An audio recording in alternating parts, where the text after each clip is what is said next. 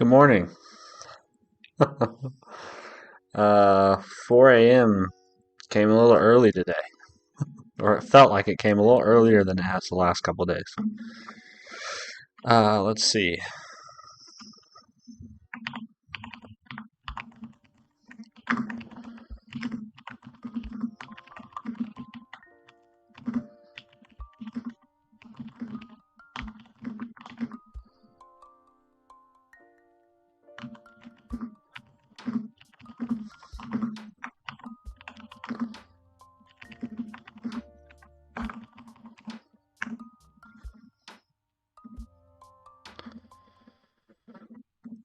All right, we need to we need to get we definitely need to get caffeinated here, or things are not gonna. My mic seems a little loud. Hold on one sec.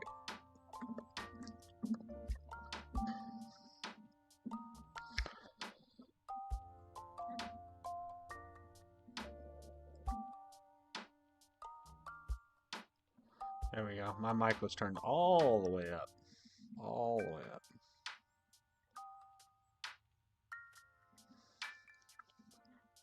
Good morning. Good morning. What I was saying is that 4 a.m. felt a lot earlier this morning than it has the last couple mornings. So the first priority of the stream today is to get caffeinated. That is the first order of business. Whew. And then we're going to try to dive into building ourselves a agent.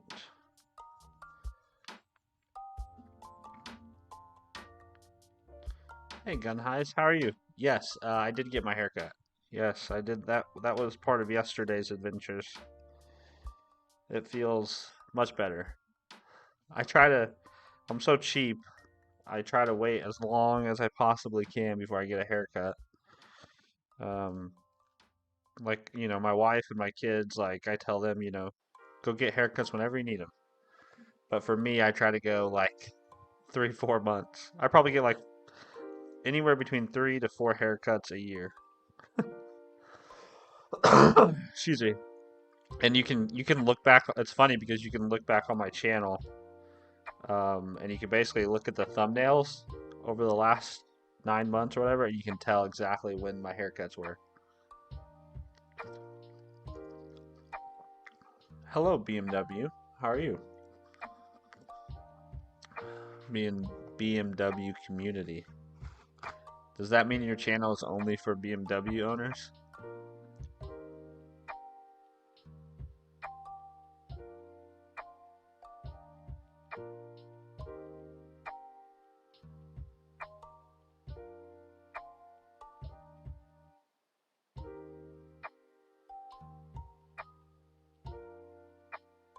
A little bit this morning. I'm having a little rough time getting started. I don't know if I stayed up too late or getting up early is catching up with me finally. It does feel hot though in my house. I gotta turn down the air. How are y'all doing? Middle of the week, huh? We get through today, it's all downhill from here. It's all downhill from here.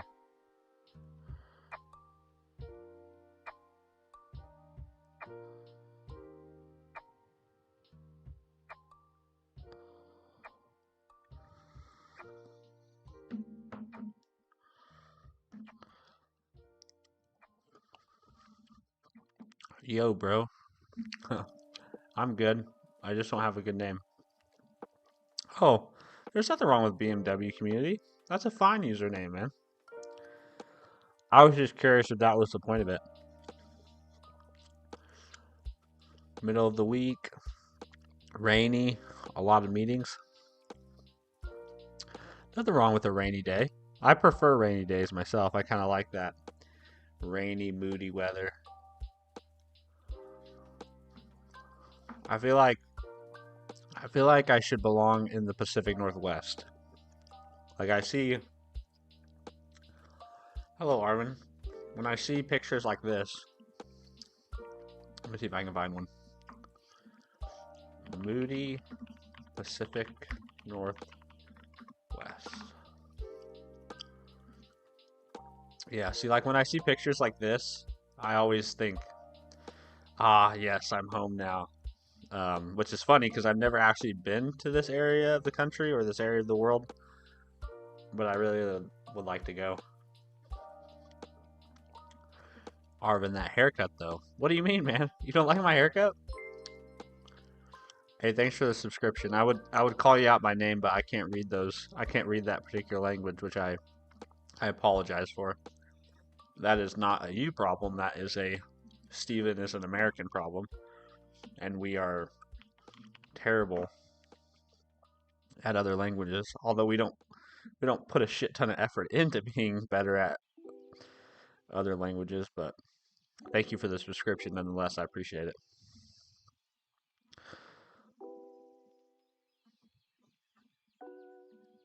All right, so we're gonna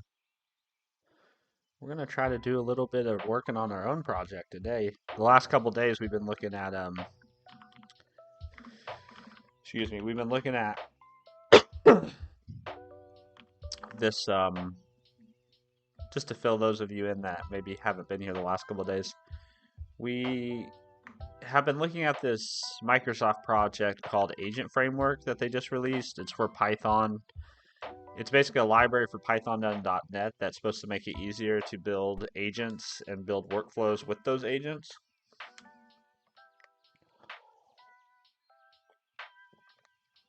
And so far, we've really only done their tutorials, but I have a mind to build something like this.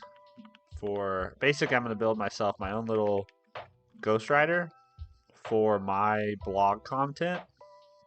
I mean, I could use it for other things, uh, but basically to help me combat the blank page problem. So this is basically what we're looking at building. So the user will give us, or I will give it, because this will be a tool that has a singular user at this point, but I will give it some sort of input, right? This will be some sort of query, some sort of topic. Maybe it'll be a Blue Sky blog post or a transcription from some YouTube short video.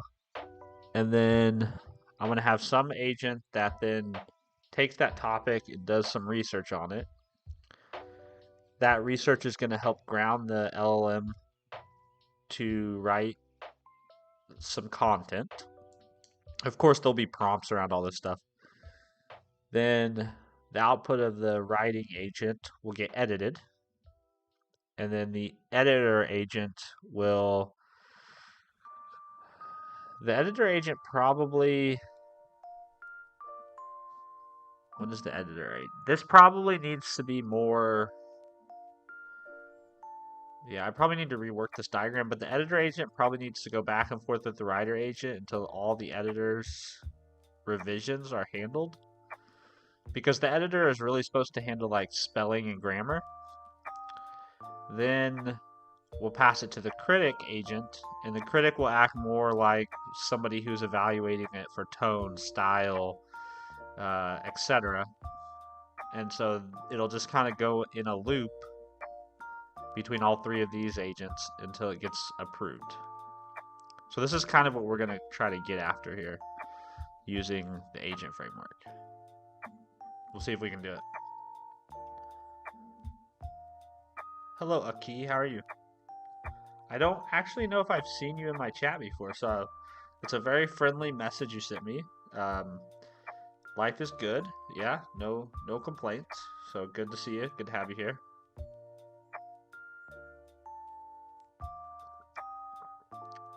To be honest, I like our almost always sunny weather. If I was in Northern Europe with that kind of heavy clouds weather, I'll go mad. Really? Oh, man. Give me all the moody weather. Arvin, no, your hair's fine. Yeah, so I got a haircut, so if I look different, that's why.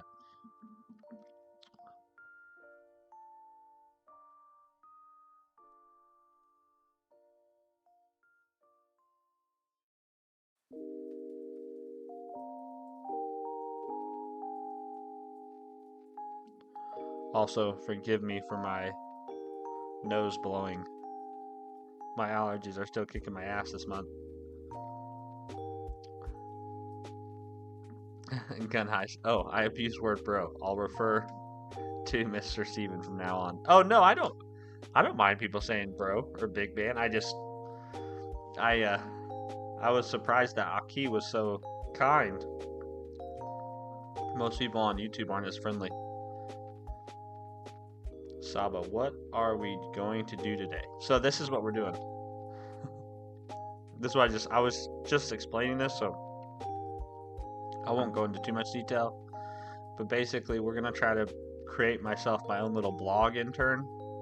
So you can kind of imagine this is like if I hired somebody to help me with my blog, right? They would be somebody who would take an idea that I had, research it, flush it out into sort of a rough draft, and then they would provide it to me for final review and critique and editing, right? So this is basically like, hey, I have an idea for a blog, take it from 0 to 1, and then I'll take it to the final step.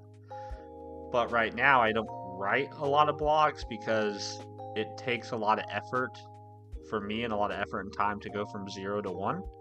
So I'm going to try to use some generative AI to help me here. I'm not trying to turn out AI slop. Nobody accuse me of AI slop. Well, I mean, you can accuse me of AI slop because quality is in the eye of the beholder. But my goal here is not to have some like autonomous agent that's just like randomly committing new blog posts to my blog. It's to help me be better at being consistent about making this kind of content. So that's the plan. We'll see how this goes, but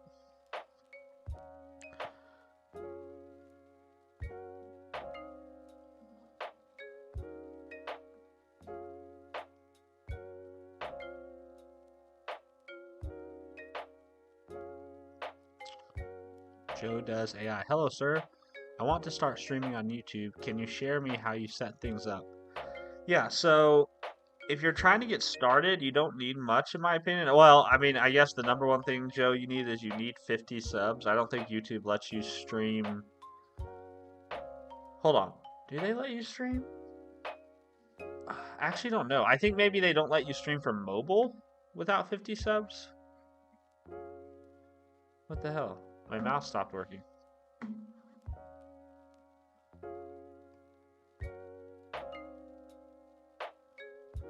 That's the weirdest thing. There we go. I don't know. Yeah, I'll have to look that up. But anyway, there might be a limitation about how many subs you need to stream on YouTube. It could be 50, it could be 0 if you don't stream from mobile. In any event, what you'll want to do is you'll want to hit the live button, point the video camera at your face, and go. No, I'm being a smartass. How I do it, so how most of my streams work is I have a camera. Let me see. Well, I guess I can't show you the camera with my camera. Well, anywho, I have a camera externally that plugs into my computer. That input then comes into a program called OBS, which is a free open source piece of software. Then I have a display input, which is what you see on the bottom, which is basically just capturing one of my displays. Excuse me. And then I have that display cropped so that you only see the part that you're seeing. And then those two inputs are laid over the top of an image.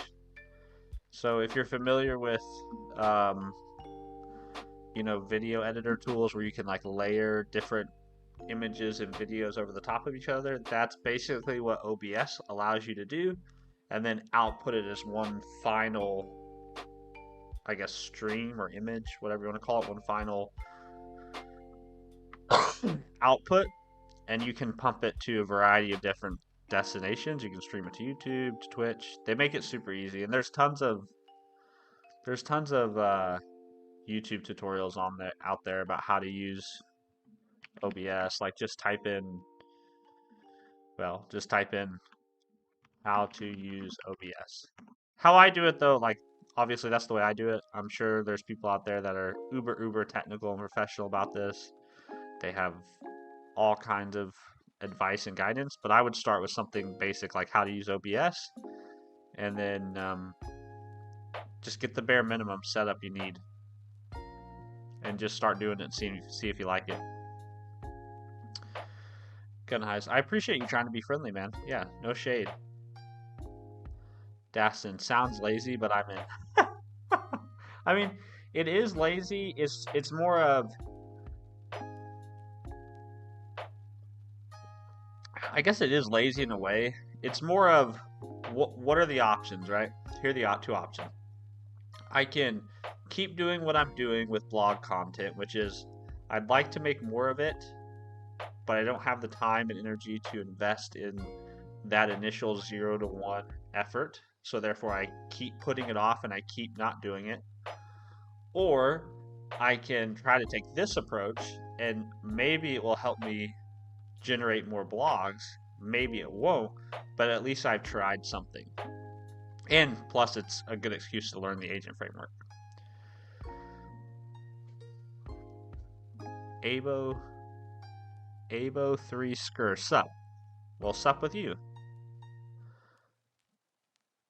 Don't rub your eyes, man. Oh, I'm probably going to do it a few more times, Arvin, but I appreciate you reminding me. We got to take care of our eyes. First time seeing a guy use NeoVim on Windows? Really? Well, you're not the first person who has commented on my setup. I'm actually using NeoVim. So I'm using Windows Terminal. Or sorry, let's go the other way. Let's say I'm using NeoVim in PowerShell in Windows Terminal.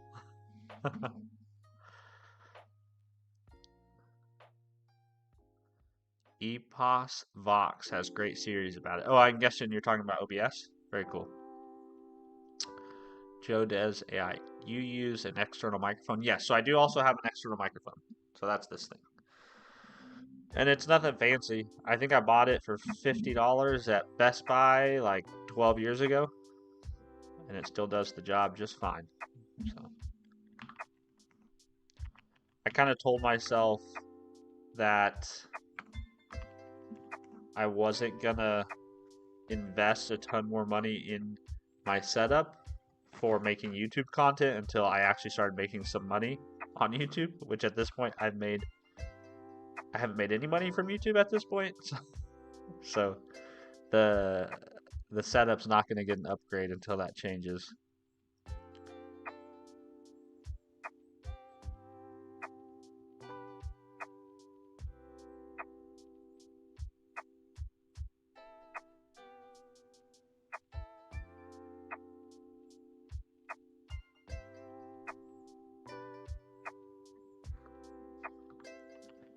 All right, it builds. So let's write code.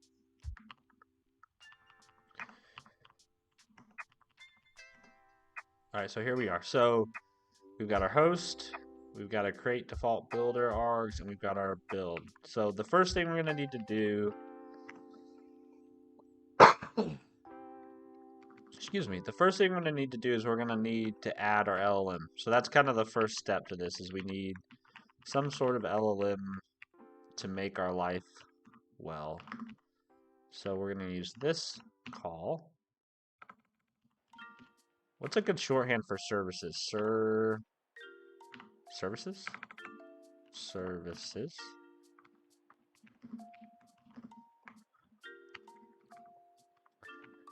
And what we're going to do is we're essentially going to add a, let's see, Gemini.net.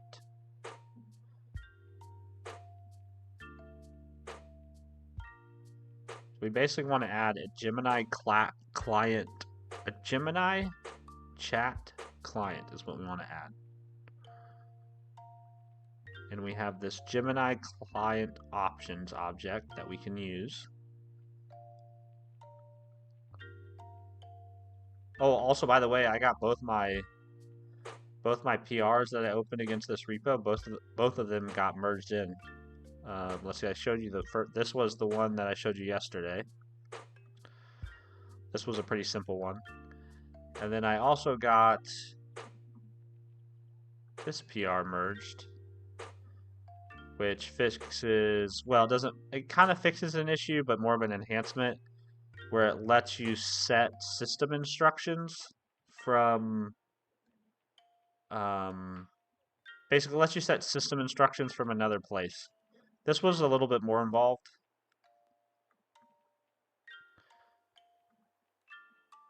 But yeah, he merged them. So that's lovely. So now I'm an official contributor to Gemini.net.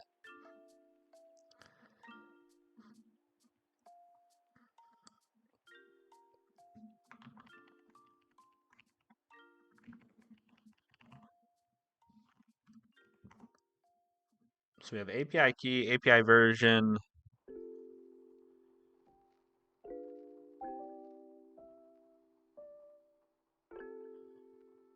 Yeah, API key, API version, and model ID. Oh, that also means too, like I don't need I don't need to use a submodule anymore. Abo3 skirt. Nice snowball. What is the app you're making? Weren't you here when I explained this earlier? I feel like you were here when I explained this earlier. Basically, I'm making an app that's supposed to help me. It's basically an app that's going to function as like my own personal intern for my blog, is the idea. That's how I'm conceptualizing it for myself. Karasu says, honestly thought this was a Down syndrome charity stream. Anyway, what are you coding? That's like walking to someone up. That's like seeing someone on the street walking up to him and be like, man, you look like a real fucking asshole. But how are you doing? It's like a bit like a hard insult, and then just like a 90-degree turn into like friendly conversation. I do not have Down syndrome. Not that there's anything wrong with those who do have Down syndrome, but no, I do not have Down syndrome.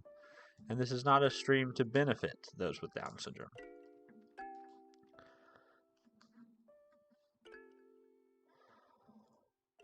But I appreciate you stopping by and leaving a message.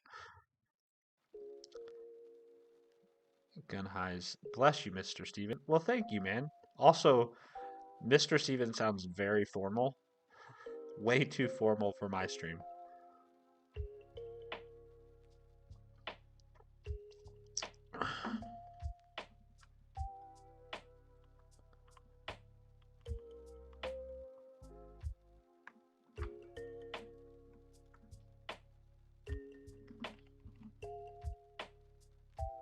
The only Down syndrome here is a system of a down.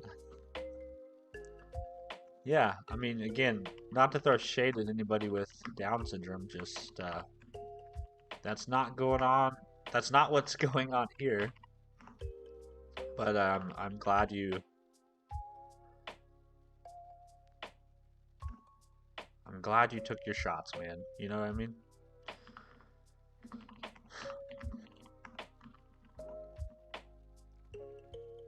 I'll never really understand people who go around YouTube just, you know, looking to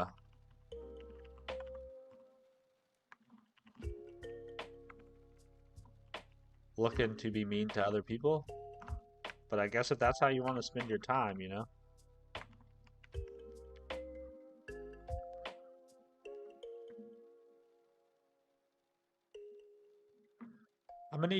I'm basically going to use something called the options pattern. This is a thing in .NET that you can do that basically allows you to have strongly typed configuration. So what we can do is we can basically model these options right here. We can model these options in JSON.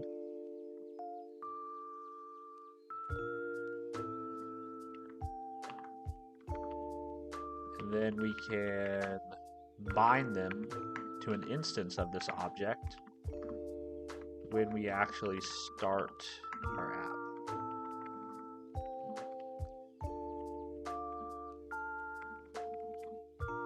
So that's what we're going to do.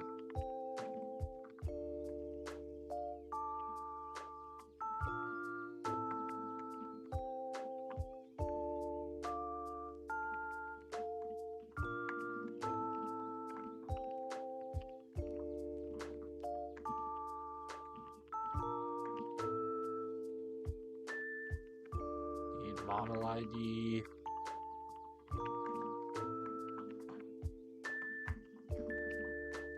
Model ID. And then we don't need a request timeout because I think I'm actually going to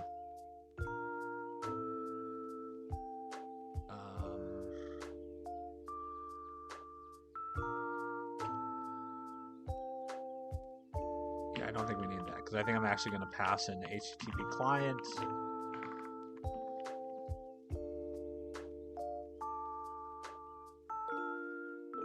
And then what we can do in our program is we can say services. Why am I not getting IntelliSense?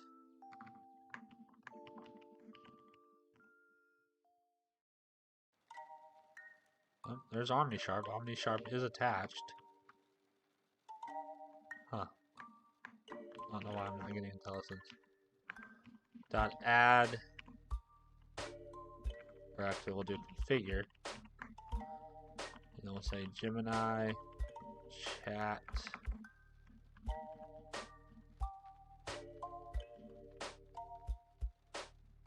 Gemini client options.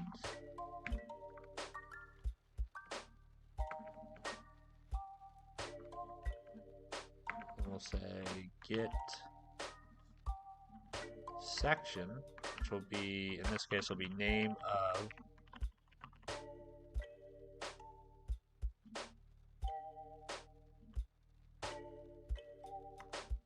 that.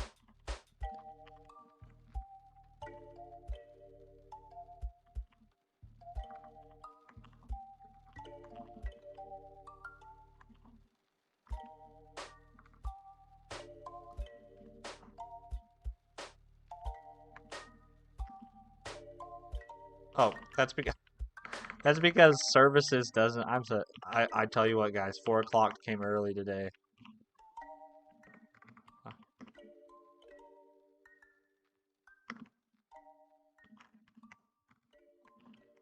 There we go. Okay, so we're binding that to that, which is good. And then we're also going to want to do services dot add HTTP client. So this just adds the HTTP client factory. However, this comes from a package that I don't think I have. So I think I have to add, I need to install this. So we'll say Microsoft or NuGet. I think this is Microsoft dot extensions dot HTTP. Yeah, this guy. Copy. And go here.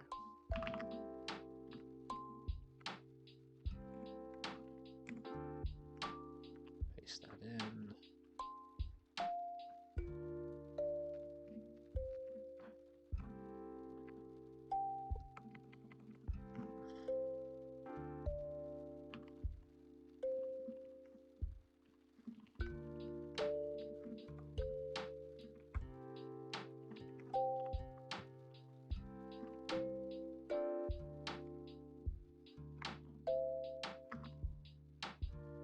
Oh, this is complaining about these. Expression value never used, so this is asking me to use a discard.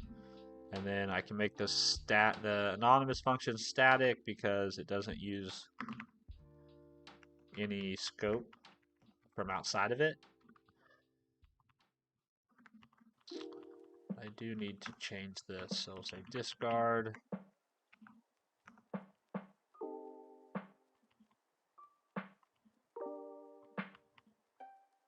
We want this to be silent, I think.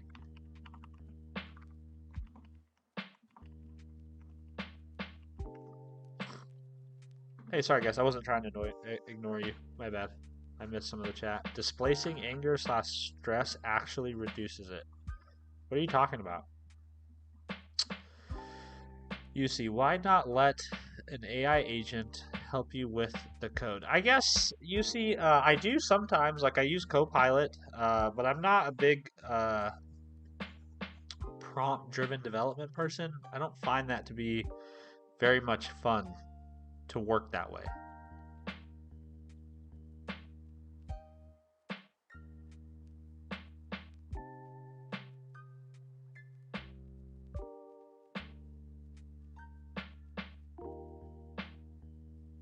Yeah, I don't find a ton of enjoyment from doing the agentic vibe coder approach to software development, which is, I mean, if other people do, that's totally fine. But one of my prime directives of writing code is to actually get enjoyment out of it.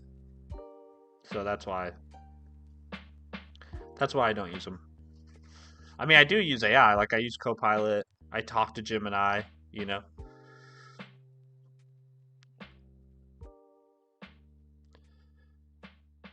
Y'all know Haston? Are you making a game? No, this is gonna be a little small app that's like a AI agent for myself. It'll basically be a console tool, but it'll use this agent framework under the hood to sort of orchestrate things. Hello, EDL. How are you, Steven? Isn't getting replaced. Steven isn't getting replaced by AI anytime soon. I'm pretty sure. Hopefully, this isn't some AI clone of him he made. Yeah, an AI clone with a much better haircut. Hey, what's up, Stefan? Stefan said, "The fuck, bro? Stop waking up before me." Yeah, man. 4 a.m. came very early this morning. I'm still trying to I'm not quite all the way up.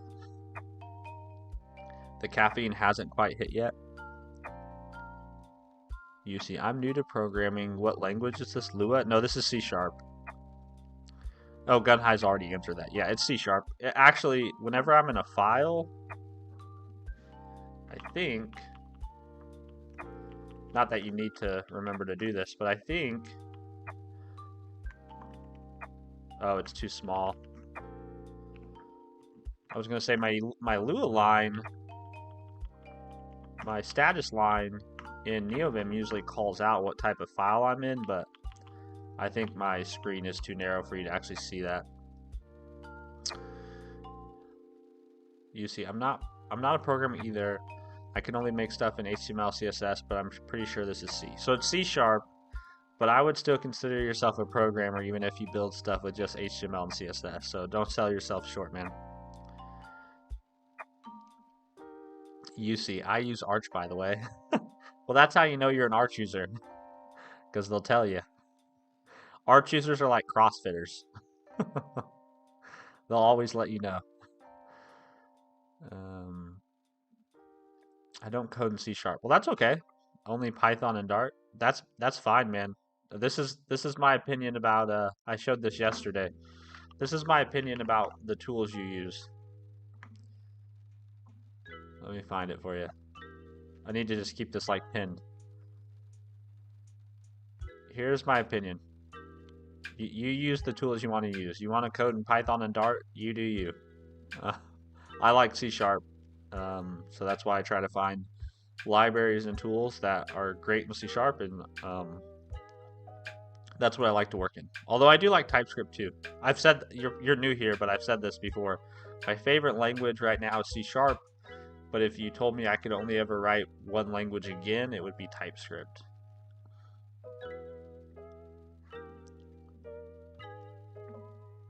Mark, I use my agent to help my agent, that helps my agent, that helps my agent, that helps my agent, that helps my agent. I love that, Mark. IN. What GPU you use it? I don't have a GPU. So,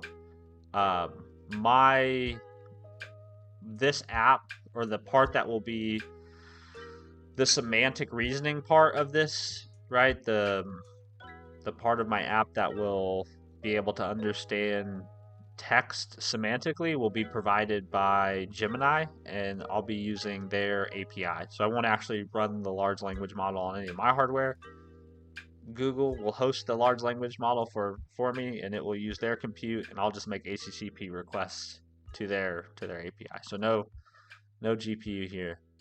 But good to see you. Good to see you, man. Mark, sorry for the shit comment. I should be sleeping. Well, that's okay. You're welcome to. I don't think that was a shit comment. I think that's kind of funny because it kind of sums up the state of the of the agentic AI world. Um, I have an agentic system.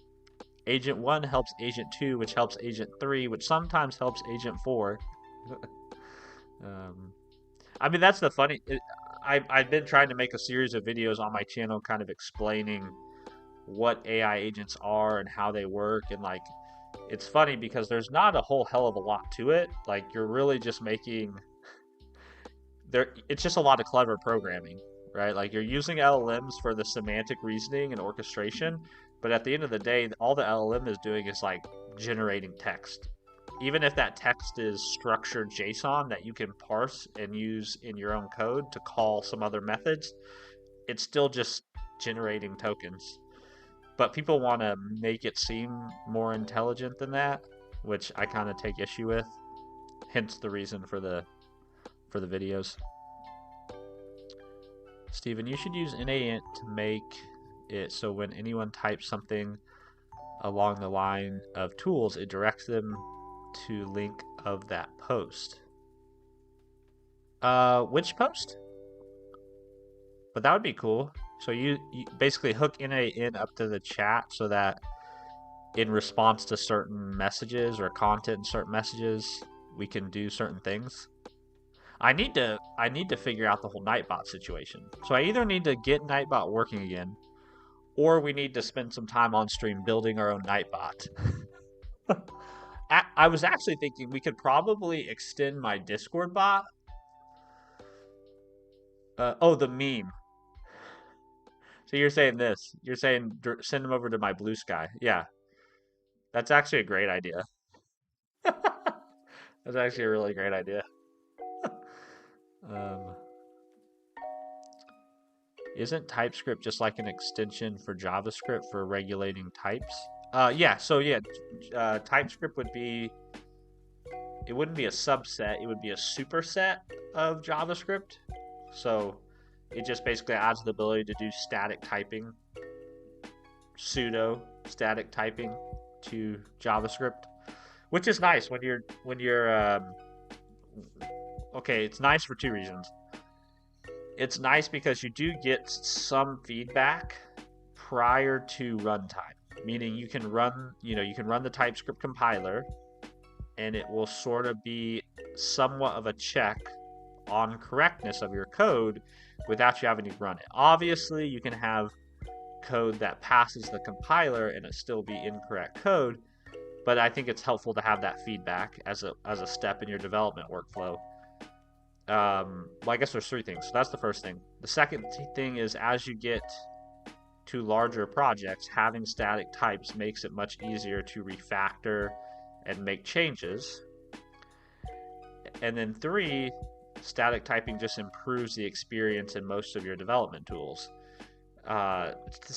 TypeScript, the experience that a lot of people have with TypeScript in VS Code or with JavaScript in VS Code is largely because of that ability to have types inferred to some extent. So without static typing, your local dev experience is just not quite as good. I mean, you can use JS Docs. JS Docs will provide some of that, but it's just not quite as good. You can use NAInt to react to chat with an LLM, so you can have your own Nightbot, which actually understands what user is saying. Well, that's kind of interesting. So, hook up. I haven't used NAInt, but that would be. I like the idea of having control over something that I could use to do fun, custom things with chat. But part of me also just wants to write it in code and not use NAN. Because I feel like writing code is more fun than doing no code configuration most of the time. I have an integrated GPU laptop. Can I make models? Probably can't make models. Depending on what type of GPU you have and what kind of hardware you're working with, maybe you could get away with, well, I don't know. Maybe you could get away with fine tuning. I don't really honestly know what kind of hardware you would need locally because I've never actually done that. Well, I guess I shouldn't say I've never done that locally. I've sort of done it a little bit locally, but not like big, long, extended fine tuning runs or training runs. 9 times out of 10, you're probably going to do that in the cloud somewhere, right? You're going to pay for somebody's GPU time. But actually building large language models, like training actual large language models, like nobody's going to do that locally. Like you're talking about millions of dollars spent on compute time to produce large language models. You could probably build like smaller machine learning models locally, but probably not anything that approximates what you interact with through ChatGPT or Gemini. Manu, damn, I love this quality. Keep it up, brother. Have a good day. You and everybody in the chat. Manu, that's very kind, man. Thank you for your message. We appreciate you. And I wish you the same. I hope you have a great day. Strawberries Cutie. Hey, keep up the good work, buddy. Well, thank you, Strawberries Cutie. I like your username. That'll bring a smile to your face reading that. But yeah, appreciate the kind comment. Very nice. Gun heist models can be made, but not LLM. But random forest or regression models, why not? Yeah, so there you go. Gun heist is a much better job. So yeah, if you're talking about just like building machine learning models, that's probably possible to do locally. But if we're talking about large language models, which are, these big giant pre-trained transformers, probably not. No, I'm talking about small language model. Maybe. I think the size and scale of the language model probably is going to be limited by whatever your hardware is locally. Super Bama 404. What are you trying to write? So I am I'm trying to write a small app that uses this new framework from Microsoft called Agent Framework. So this is the framework. If you're curious about it, it's pretty cool. So far, I think it's a great tool. If you're familiar with things like semantic kernel or autogen, Microsoft basically took semantic kernel and autogen and kind of pushed them together into one library.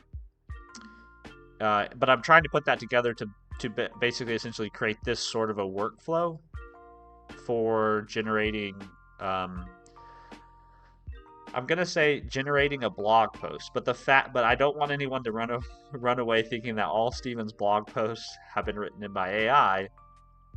I think the goal here is just, instead of me opening up a blank markdown file and trying to start writing about something, instead what I want to be able to do is open up kind of a initial draft, right? So imagine I actually had an employee who was in charge of my blog, and I asked them to sort of, hey, draft blog posts for me that I will go in and review, and I will edit and throw out and change, and whittle away to make it my own. But at least I'm not starting from zero every single time. So that's the idea at the moment.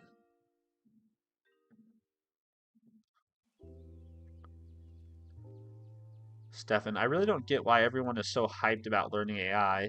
I get someone like you, Stephen, who's genuinely interested, but I can't stand the people who just want to jump on the hype. Whew. Yeah, man, you and me, bro. You and me both. You and me both.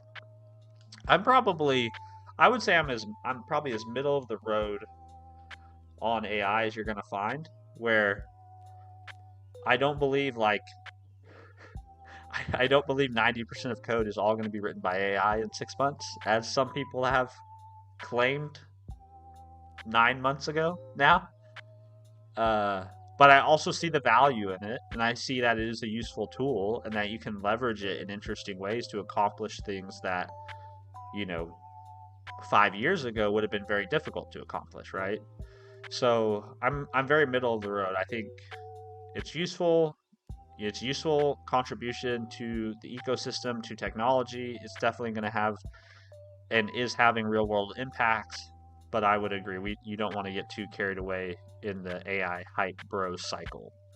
I think a lot of people, though, I also sympathize with people who want to learn it, because the market right now, if you're a developer, if you're an engineer, the market is very clearly telling you you must learn it. You must know it, right? They're pressing AI development and prompt driven development in tools like Cursor. Like those are being pressed on developers from like the top of their organizations. So I also am sympathetic to that people are having to react to the market. And what can any of us do but do that, right? The rich rule over the poor, and the borrower is slave to the lender, as Dave Ramsey would say, and as the Bible says. So I understand people trying to make sure that they position themselves as useful and valuable in a market that is very clearly said, you know, if you want to be an engineer, you need to know how to use AI, unfortunately. Well, maybe not unfortunately, but maybe um, maybe unfortunately that's been taken to such an extreme.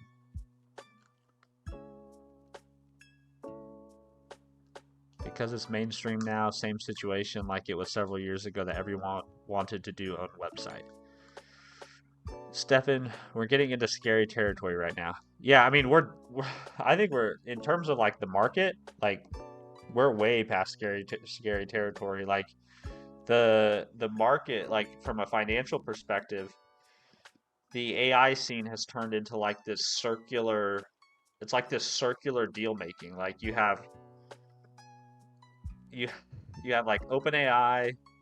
OpenAI buys compute from AMD, who buys chips from somebody else, or has somebody else manufacture their chip. Like we're in this like where the money is sort of circulating between like 4 or 5 companies through like this guy makes an investment over here, who makes an investment in this guy, and then somehow we end up back in the same group of people. So it's like, where is the real revenue coming from? I don't know, but it's like people are just passing millions or billions of dollars back and forth to each other.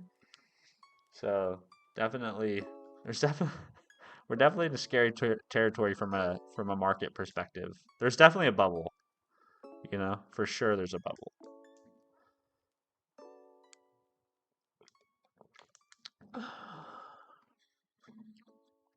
All right, I've been completely distracted from the purpose of our existence here. So what I want to inject into my services container here is I want to inject an iChat client. This is what I'm trying to get at. So in order to do that, we need to be able to say services dot add singleton dot iGemini iChat client, and then we're going to register a Gemini chat client like this.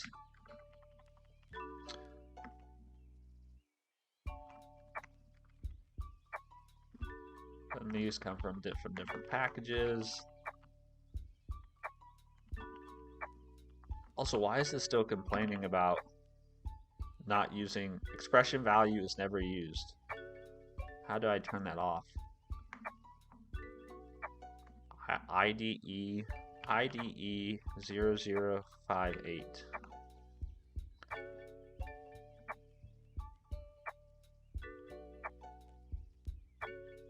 For options for this, specify whether to prefer the use of a discard or an unused local variable.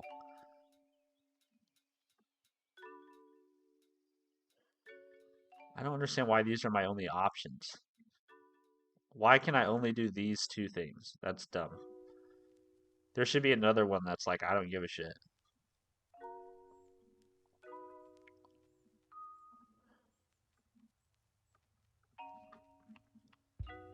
Like that should be literally the option name. I don't give a shit. Let's see, let's make a new section here and let's call this diagnostics. And we'll put this guy here and hopefully that will silence our...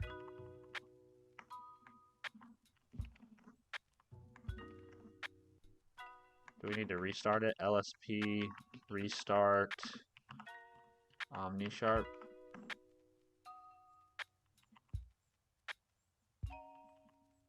Well, hopefully it restarts.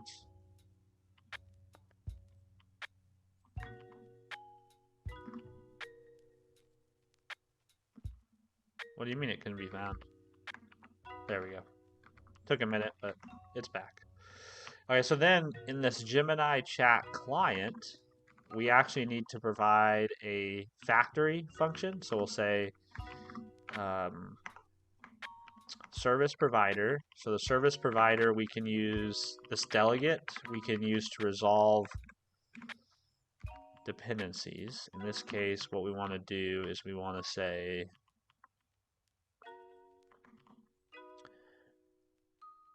does this have an overload?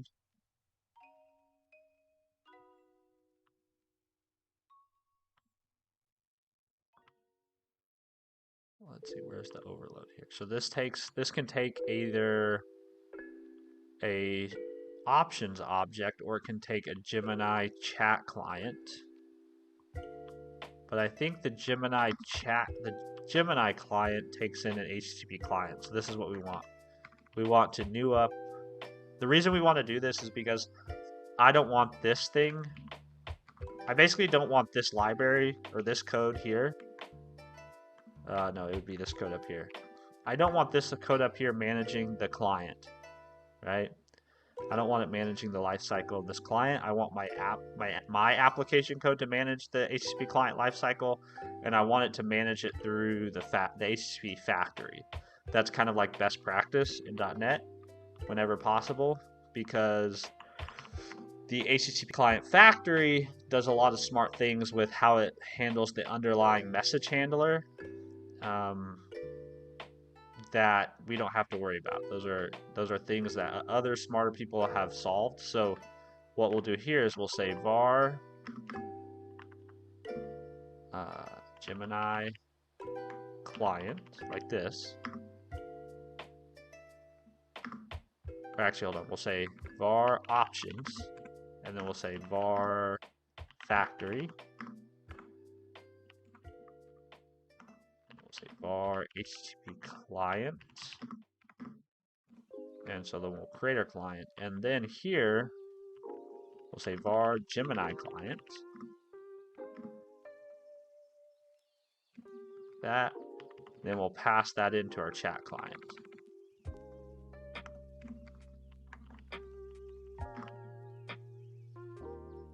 Yep, make this static. That's fine.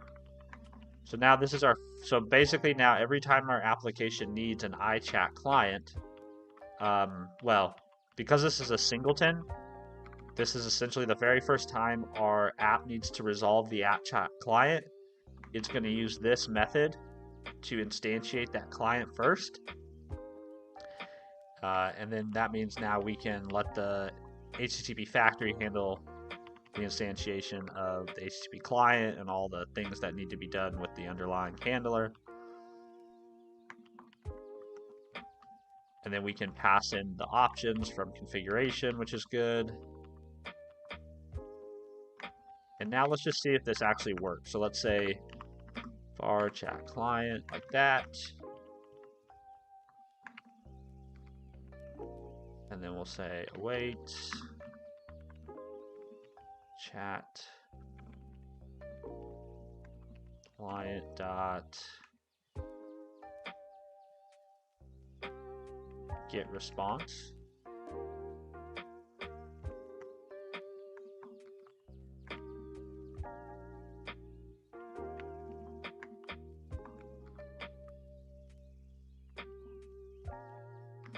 Why is this complaining? Consider calling configure await on awaited task. Okay, so this is an interesting warning. So there's a method that you can call on asynchronous methods that return a task to basically control whether the flow, it basically has to do with, let me look this up. I can never explain this very well. It basically has to do with where your code is executing and whether or not the flow of execution is returned to the controlling, whether control is returned to the caller code, the calling context actually. So in most cases, you don't want to call that in the application code. You really only want to call this if you're in library code, because library code doesn't know what context it's running in, but in application code, you know what context it's running in. CA, what was that number? 2000 something? CA 2007. I can feel the caffeine starting to enter my bloodstream, by the way, too. I'm feeling much better now. I was struggling there for a minute. God, why can't I remember what the fuck that CA 2007.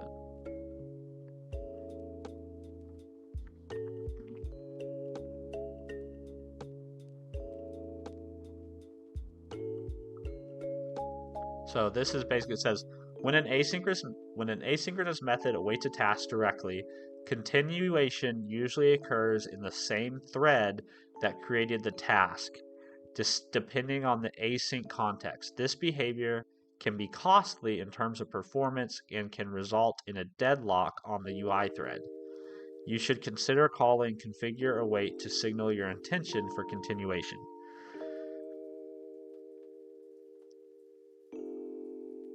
By explicitly calling this method, you're letting readers know you intentionally want to perform the continuation on the original synchronization context, which in the case of application code, this is almost always what you want to do.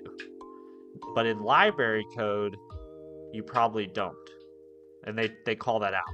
Passing false is a good option for app-independent libraries because you don't know what that original synchronization context is. So you don't probably want to make that decision that it should always continue on the original context. It says this warning is intended for libraries where the code may be executed in arbitrary environments and where code shouldn't make assumptions about the environment. How the caller of the method may be invoking or waiting on it. So for my code, I can suppress it safely. So how do we suppress it? We go, hey, thanks for the subscription, man. I appreciate that. So for my code, we will suppress it. Now, here's another .NET tip. If you're using editor config file for your diagnostic stuff like this, I could put this in my top level editor config, right? I could put this here, and this would obviously address it. However, if I was to add other projects here, like if I was to add a class library in the source folder, that diagnostic severity would apply to that class library. But like I just said, for class libraries, that rule is applicable. So what you can do is you can actually create nested editor configs. So here we can say, we can add a new editor config just to our console app code. And we can go in here and we can say that. And then we can scope that to just be for C# files.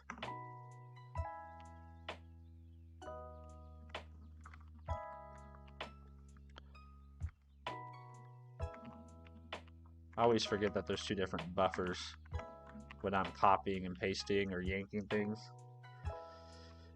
Which means now we should be able to go back here and we should be able to restart our LSP. and that warning hopefully will go away now. So it should pick up on the fact that I have an editor config here with a rule, and that rule should take precedent of anything in the higher order editor config. Hopefully it doesn't make me a liar.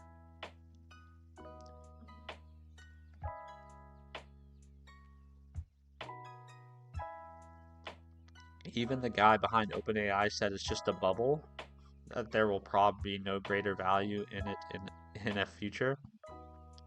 Yeah, I mean, I think that's why OpenAI is working really hard to try to figure out how to monetize. They have something like 800 million users or something like that. Um,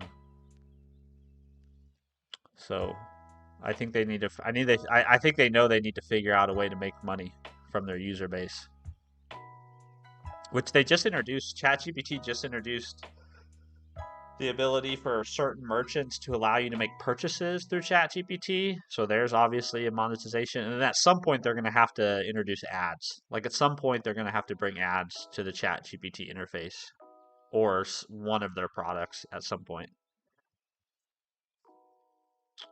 We're sorry we distracted you, Mr. C. You guys didn't distract me. I kind of got distracted from talking to chat there for a minute. Nick, hello, good morning. Well, thanks, Nick. That's very kind. Man, we got a good group of people in the chat this morning. Except somebody did say I have Down syndrome, so there was an outlier there. That mister will make him feel way too old. Well, I am kind of old. It seems like here on YouTube I interact with a lot of people that are younger than me. Kogarashi. Yo, Steven, it's me. Remember me? Long time. Yeah, I do remember you, Kogarashi. How's life? It's good to see you. Like, this shit is too soft. I wake up in pain every morning. Why do you wake up in pain, Stefan? Is that from working out? What's that about?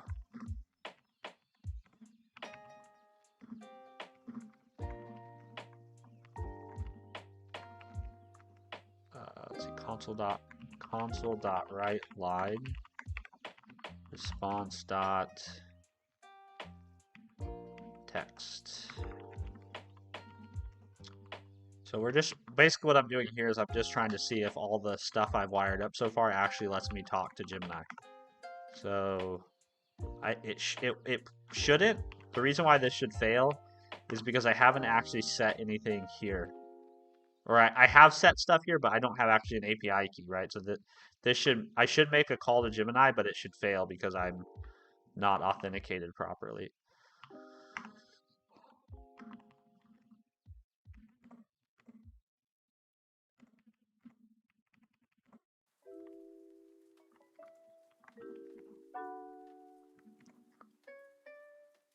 So we'll say .NET run dash project source.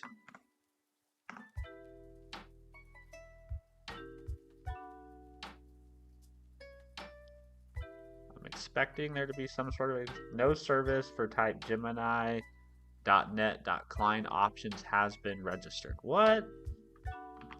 Oh, they are telling the truth. So if there's .NET users here, they probably already caught this mistake. If you're using the options pattern when you call configure like this on a class like this, it doesn't actually get registered as a Gemini chat client options. It actually gets registered as an I options, or really there's a couple different interfaces you can use. You can use I options monitor or I options snapshot. In this case, I'm just gonna use the I options. The difference, if you're like, well, what's the difference between I options snapshot, and I options monitor, is it basically is the difference between the lifetime of the values in that options object. So if you use I options, your app settings are sort of set in stone after your app starts up. If you use I options snapshot, then the values you get for that object are basically a scoped lifetime for whatever scope you're in. And then if you use I options monitor, they're essentially it's essentially like a transient lifetime where it resolves the current value of your app settings every time you request that object or request that value. So this is what we actually want. And then down here, instead of passing in the options object, we'll say value. So now I'm expecting a different exception. Microsoft extension, chat options.model ID property, or must be set, or the model must be provided in the Gemini.net.Gemini client options when constructing this client. So this is actually so this is where I'm trying to create my Gemini client.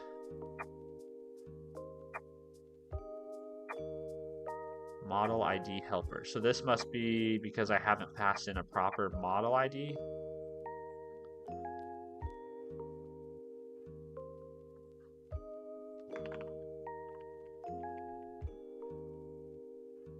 Source.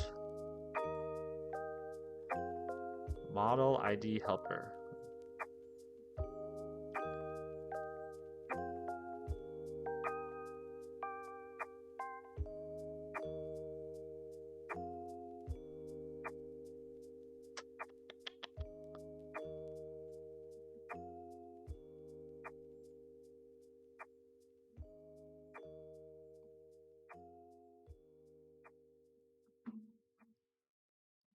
Get model ID. Where is this being called from?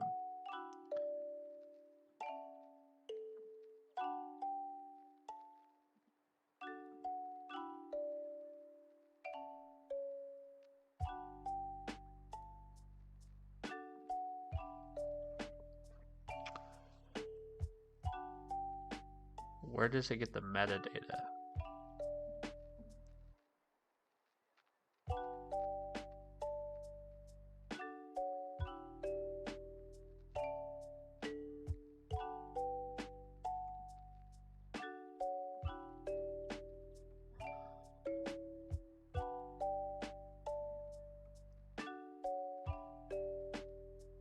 Default model ID is in metadata.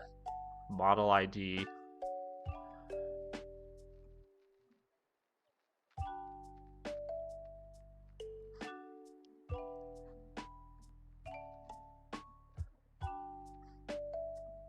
It's expecting to get that ID from somewhere, but I feel like I'm already passing it.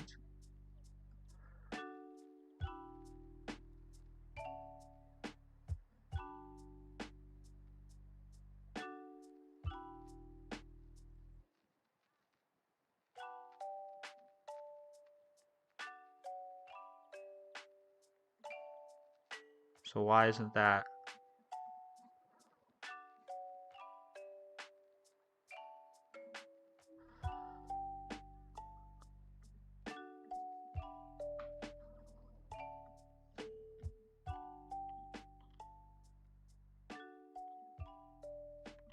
Yeah, this should be, if this is working properly, if I'm binding to the right thing, it should have a value.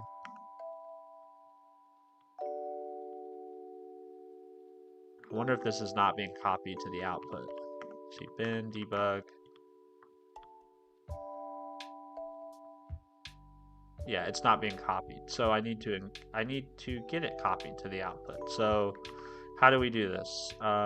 We need to update our csproj.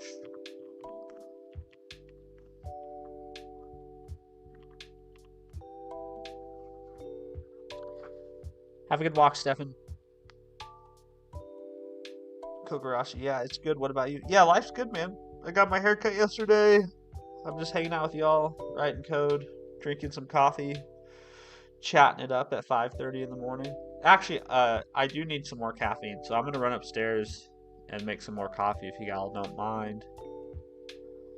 I will turn the music up and let you guys. Maybe I hope you guys maybe you guys are writing coffee or writing code and drinking coffee too. So give me like 2 seconds. It's gonna take longer than 2 seconds. Whenever I tell my kids that, like whenever I tell my kids, hey, I'll be I'll just be split pane up. How do I resize the pane here in Windows Terminal? Resize pane up. Alt Shift up. Alt Shift up.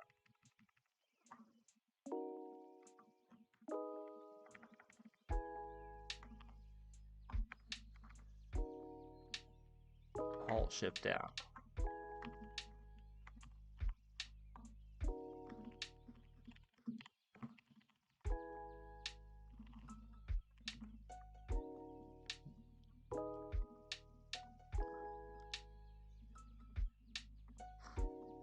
Hunting Satyr. Yo, what's happening, man? What are we doing today? So we are working on building that blog helper that I talked about yesterday. Oh wow, you making a resource viewer? No. This is this thing here down here. This is a application called Bottom, which I think is a play on words for like things like HTOP or top from the Linux Mac world. It's a cross-platform terminal console-based kind of task manager like tool. It's on GitHub. It's open source. It's free. What was I gonna say? No, today we're building a little blog helper, like a AI powered, generative AI powered tool to help me generate content for my blog. That's what we're working on. We're also secretly using the project so that we can better understand how to work with the agent framework that Microsoft just released last week. So this project kind of serves two purposes. One, selfishly, it's supposed to help me as a content creator. Second, it's to help me learn this new library that they published. So anytime I can kill two birds with one stone is a huge, benefit, in my opinion.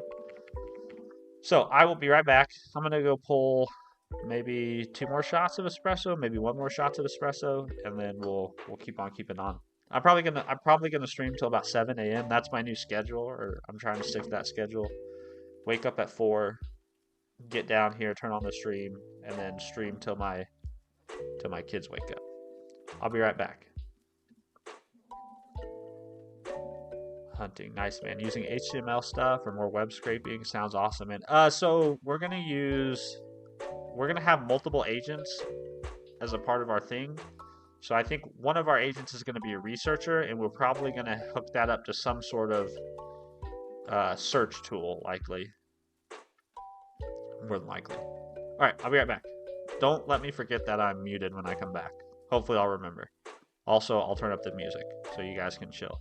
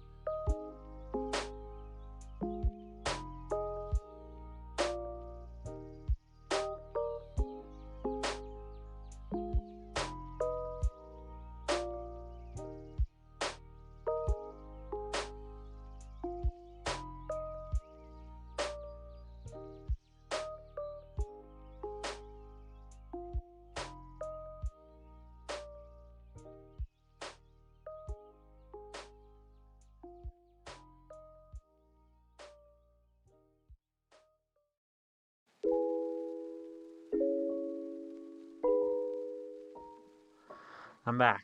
I'm back. Actually, hold on real quick. I'm gonna hit a couple push-ups really quick. I feel like I need to move my body.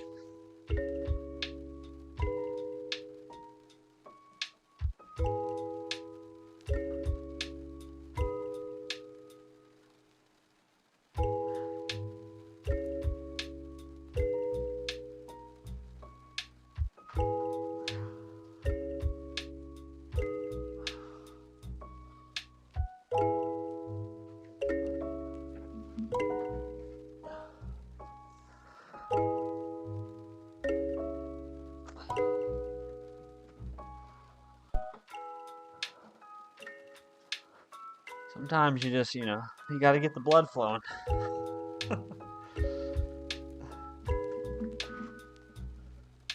Oh, you like the music? Nice. Yeah, actually, I should give a shout out for the music. The music is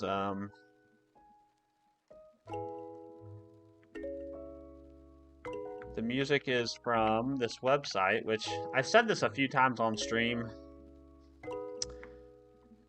It's from this website called Lo-Fi Generator. And the best thing about it is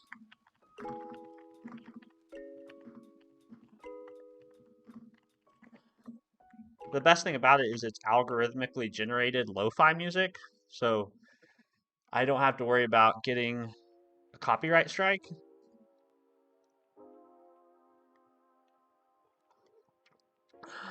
But I cannot get in touch with the guy who created it. I tracked down the Twitter handle and the email of the guy who created that website.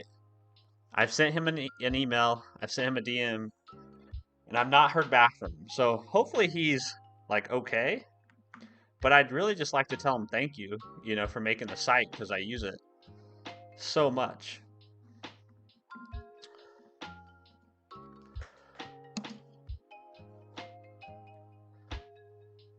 All right, more caffeine.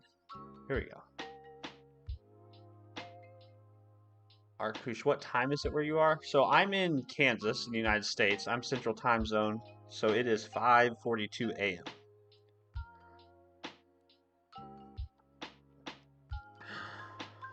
Arush, it's so early. I don't know how you're out here grinding so early. Well, if Stefan's here, I think Stefan went for a walk. Stefan's been watching my stream for a little while. And so I've historically been streaming like mid-morning and then mid-afternoon for like an hour each time, which has been fine. But the problem with doing like just an hour-long stream is, especially for like when I'm writing code, is like just as I get going, I have to stop. So over the weekend, I was kind of looking at my schedule and I was trying to figure out like how can I stream but get like a little bit more uninterrupted time? And the fact of the matter is I work like 8 to 5, like I have a traditional 40-hour week job. And then I have 2 kids and a wife. So in the evenings from like 5 to 8, I try to be available for my kiddos. And then from, 8 after, I want to be available for my wife to spend time with her. So there so there really is no other time to do like extended, multi-hour streams besides like getting my ass up early in the morning and doing it before my kids wake up. So that's why I'm here at 5:45 a.m. streaming. Excuse me. Phil, it's 8:42 p.m. here in Australia. Wow. It's time zones are weird, man. Time zones fuck you up.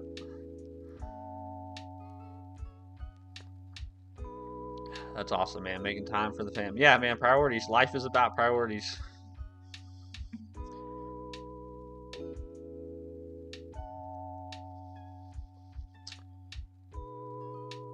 Sorry, I missed some of your guys' chat. I was going to back up a little. We're talking about NAN. Man, NAN has become super, super popular and powerful. I don't know if did any of you guys watch Network Chuck's latest video? Which I guess I should ask, do any of you actually watch Network Chuck?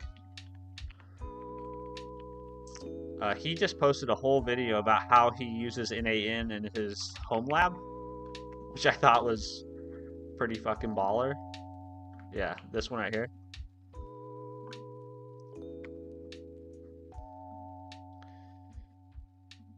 That would actually be a really cool project to.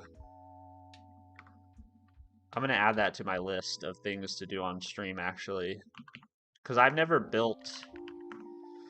Let's see, MVim, OneDrive, desktop. I have this huge running list of things to try on stream, which we already did that one. What if we try to build a node editor, sort of like NAN or similar products. I've never actually built a UI like that with the whole like drag and drop node arrow connector. I've never done that before, so I think that would be kind of a cool project to try to do. Obviously, I wouldn't be trying to recreate NAN, but I think it would be cool to build it.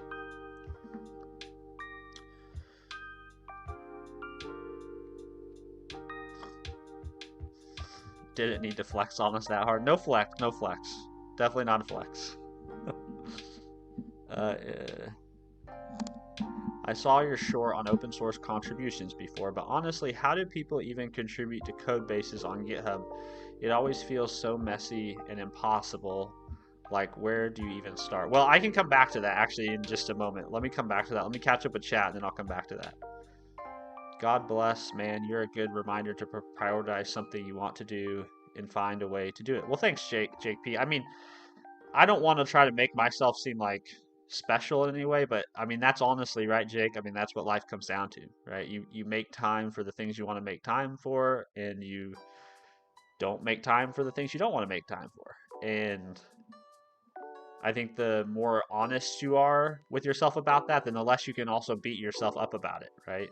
Like, I think the problem is a lot of times people say they want to do things or they say they want to make time for things, but they continually don't make time for things, which probably means their real desire is not what they say it is, and that puts people in conflict with themselves continually. But that's probably a discussion for another. That's we don't need to get all philosophical here. Let's see. I can't stand that dude, to be honest. He's so fake. Oh, really? You guys don't like Network Chuck? Interesting. I like Network Chuck actually myself. The thing that's always resonated a lot to me about Network Chuck is, he's similar to me in the sense that like he has a family. Like he started creating YouTube content as like a side hustle or like an interest that he was wanting to pursue, but all the while he was still working a day job supporting his family. Like I kind of find him relatable from a creator perspective. But hey, I respect your opinion, man. We don't all have to enjoy the same things. Feel your pain. I record my podcast at 5 a.m. for USA guests, sometimes 11 p.m. for Europeans. Network Chuck's a legend. Saw that one. Hey, so Phil, plug your podcast. Yeah, it sounds like your podcast might be something we all would be interested in. So feel free to point us where we can listen. I use NAN and Docker. Oh, I didn't know you could run NAN and Docker. That's very cool. I've got plenty of machines I could run NAN on then. I should give it a try. There's a Java library for node creation. Ah, very good. That's good to know. I figured there's got to be some sort of UI libraries or backend libraries that help make that type of application easier to build. Like I would imagine most people aren't implementing their own graph-like UI, but I think it'd be interesting to figure out that space.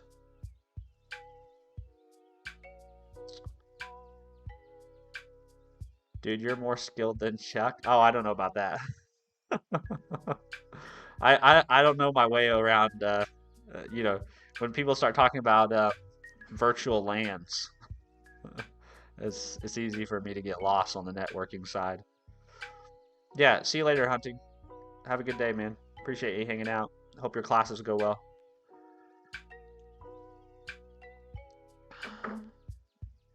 Fota, are you still here? I know I read your question about the open source thing. So I actually had an opinion on this and I've been thinking about maybe making a video about it. But I had a situation, we just had a situation like that where I contributed to an open source code base on GitHub without really any prior experience on that particular repository. So on Monday, yeah, Monday now, which seems like a long time ago. On Monday, we were actually, so I had found this library called Gemini.net because I like to use the Gemini API and I wanted something I could call from C Sharp. And I found this library on GitHub and had been using it. Monday morning, we were trying to integrate this library into the Agent Framework library. Microsoft provides some common interfaces that make it easy to take LLM providers and plug them into their, AI ecosystem, so to speak. And I was running into some issues. And so I was like, well, the code's open source. Let me fork this repo and let me do a little bit of spelunking and see if I can't get to the bottom of this. And so my approach for figuring this out is I usually always pull the code down locally and I try to get the code set up in some sort of a sandbox playground environment. So if we actually go back, we can actually go back to the place where I did this. So if we go into Agent Framework and if we go into the translation example, so what I did was if we look in the lib folder, you can see I cloned, that's kind of hard for you to see, hold on, ls lib. You can see I cloned this repo down locally. So if we cd into Gemini lib gemini.net, you'll see if we do git branch -r, you'll see I've got my forked version, which is origin.main. That's my forked version of the repo. And then the upstream main, so that's the original repo. And once I had it forked locally, I then connected it to my existing application code. So this would be in translation example. Sorry, hold on. I know this is more in depth than what maybe you wanted to know, but I think this is helpful just to hear kind of how I work through this. So then I wired up that code or that project that I was interested in looking at. I wired that up directly to this to my application code. So instead of using the package that's published on NuGet, I'm using the local copy that I have on my machine, which means that I can make changes, right? I can sort of break the code or introduce things into the code to understand what the code path is, and see if I can change things to make things work the way I think they should work, right? And that's really what I did. So I basically first I debugged, like stepped through the code, attached the debugger and stepped through the code path. And then I started making changes in that source code to see if I could fix the issues I was having. And then once I got fixes in place that address the issue, right? Obviously, then I can make a branch and I can open a PR, which is what I did. So if we go to these pull requests on this Gemini.net repo, you'll see I opened up 2 PRs, right? And I think it always helps. A good thing to practice, especially in open source, I think, is try to keep your changes in a particular branch as isolated and small as possible, right? Because if you have 40 file change PR, the likelihood that someone's going to actually put eyes on it is very low because of the mental energy it's going to take them to sit down and look at everything you changed. So if you can keep the things that you changed minimal and small and isolated, the more likely it is your contribution's actually going to be accepted. And then I always try to provide a pretty good description of my changes. This is super easy now with using things like Copilot or Gemini. You can even do if you don't have Copilot, that's fine. But if you have access to Claude or Gemini or ChatGPT, one of the cool tricks I like to use is you can do a git diff and then just set the output of that command to your clipboard and then copy and paste that and ask ChatGPT to just summarize your changes, right? But I think it helps to have a good like human readable description. And then open it and hopefully the maintainers will look at it and give you feedback. Like this one, in this case, the feedback was like, hey, thanks, I'm merging it. But in the other pull request, the maintainer actually decided that he wanted to take a different approach to solving the issue, right? So you can see like he came back and responded with, I like what you did, but I think it would be better if you did it X, I would rather do it XYZ way. And then in which case, have a conversation, offer your thoughts. But what I was like, hey, I'm fine as long as it accomplishes what I'm after, I'm fine. So then I made the changes and pushed him up, and then he merged them. So yeah, that's my approach, Phota, as far as like, and that's why I made that video, or that's why I said that in that short, is like a lot of contributing to open source just comes down to like a willingness to really be a code archaeologist or a code spelunker. You have to be willing to get into a repository and get into code that you don't know and that you don't understand, and you can only see like 6 inches in front of your face, and you just have to keep increasing that visibility. It's kind of like if you've ever played a video game where you have your mini map, but a lot of the map it's kind of like if you guys ever play Fortnite, right? When you load into a new season of Fortnite, the whole map is gray until you go to all the POIs, and then the map becomes colored. That's sort of what it is like exploring open source repository. Is like it's totally normal to be completely confused about everything and why they did what they did, because you only can see 6 inches in front of your face. But then the more files you climb through and the more code paths you go down, the more you start to form a mental model of what is happening here. And then hopefully that informs what changes you need to make to address the feature or the bug that you want to fix.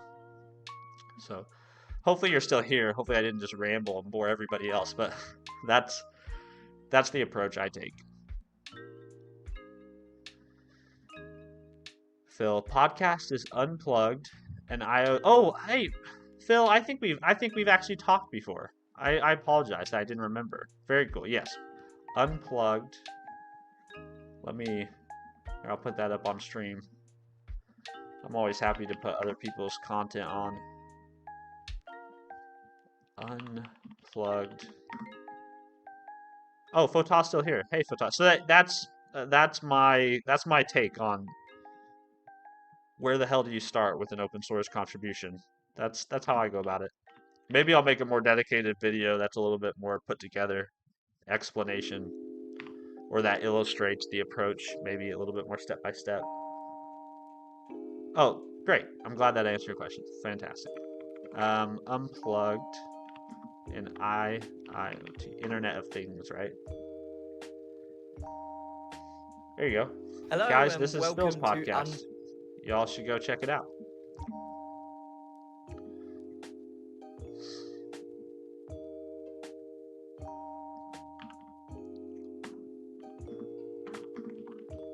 Sorry, I gotta blow my nose in.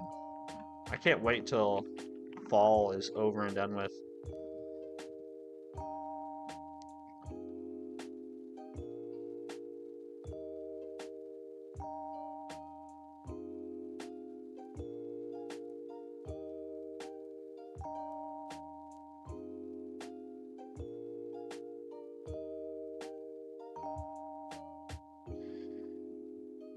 All right, where were we? I think we were trying to see if we could get to see if our code could actually make a request to the Gemini API, but I think I need to copy my app settings.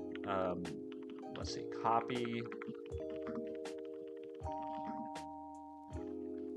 This is an attribute or a property I have to set.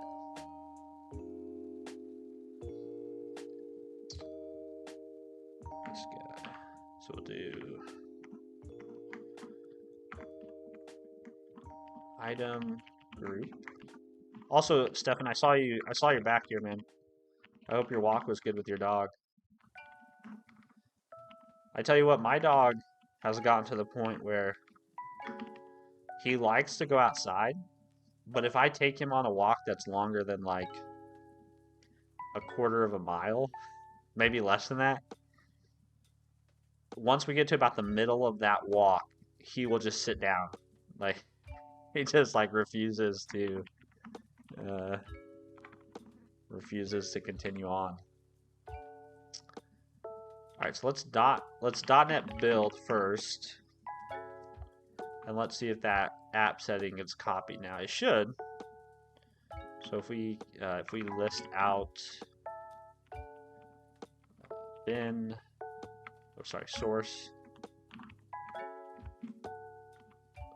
bin net or debug net 10. I'm hoping we see an app settings file now.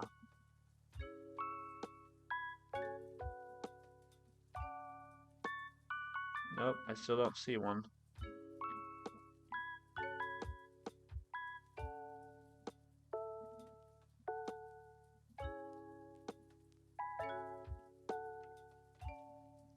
Did I not spell something right? Or did I not write that out? App settings.json. So why didn't that get copied? I've done something wrong here. What that is, I don't know.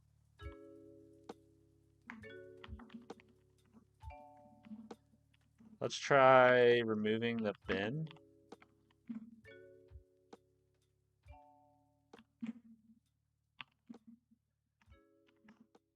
Remove source Casper.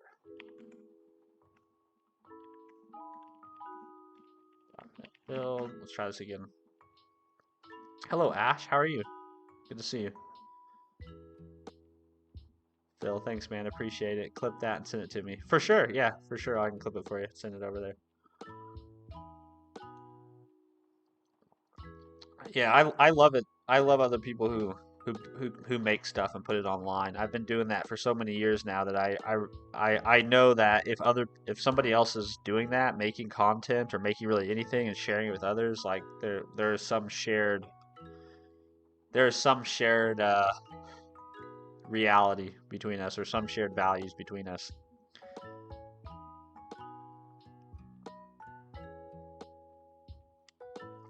People underestimate that. People underestimate the amount of effort and time, and I think the amount of courage that it takes to make something and put it out in front of people and be willing to have people like not like it, people make fun of you, take shots at you. So I always want to encourage other people that are doing that. There was a stray dog that us and our neighbors fed and stuff. He was super old, fat. He would go on the walk with us. You just reminded me of him. He used to do that as well. Yeah, it hasn't all. What's funny is it hasn't always been this way, right? So my dog is getting ready to turn 12. Yeah, 12. And I used to be able to take him on mile-long walks. I mean, he is a dachshund, right? So he has tiny little legs, an awkward shaped body. So he's not optimized for like being a long distance athlete. Um, Shoot, Neovim is all locked up for some reason. It's probably because I removed all those files that were in Tree Sitter's memory. Yeah, so he's not like optimized for being a long distance athlete. But yeah, I remember, when he was, 4 or 5 years old, I could take him on pretty long walks and him not really complain about it at all. So it's funny now to see him get old and decide, you know what, I'm not doing this anymore. Okay, app settings still not. Am I not using the right? I must not be using the right content or the right property.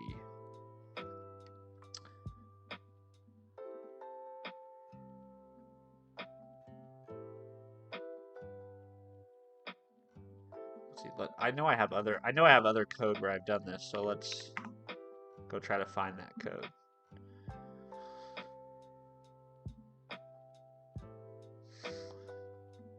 This is my other AI tool. This is my my stream shorts editor. This is the tool that helps me chop up. This tool actually, the biggest value this tool adds is it helps me figure out what the hell I said in any given stream. Okay, so I need to use none. What's the difference between none and content? None versus content. CS Proj. Looks like other people have had this question. Okay.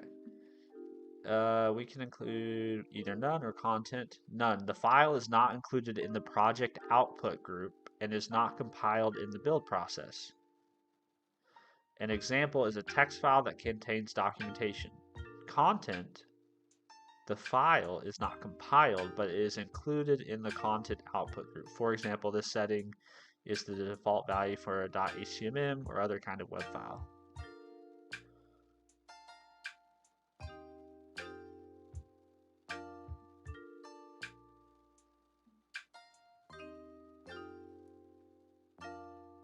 Furthermore, content allows you to retrieve a file in the same directory as the assembly. None and content are values for how the file relates to the build and deployment process. Oh, did Stack Overflow get a new UI? This looks different. Does this look different to you? It's been a while since I've been on Stack Overflow. But that looks new, doesn't it? All right, let me try updating my CS project here. CS Proj. How does everybody say that? CS Proj? CS Project? I always say CS Proj.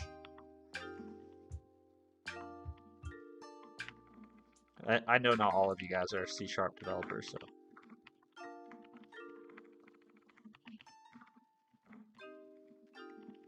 All right, let's try this again.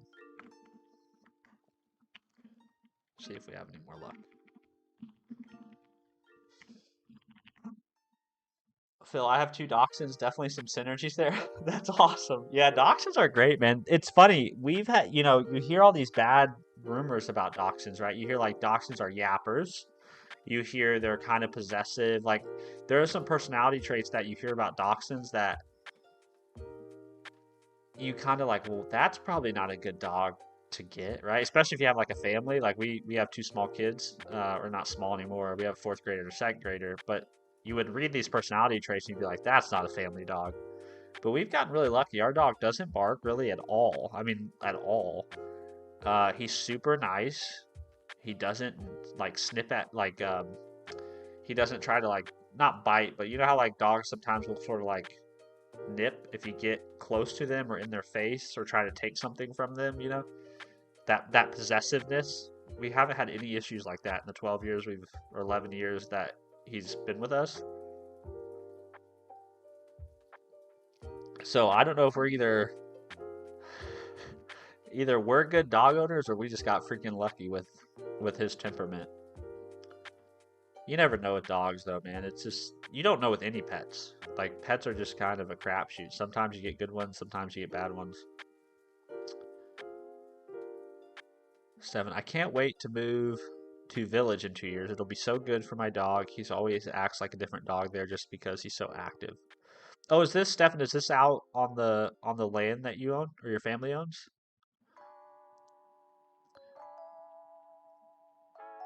I'm getting a Turkish Kangal.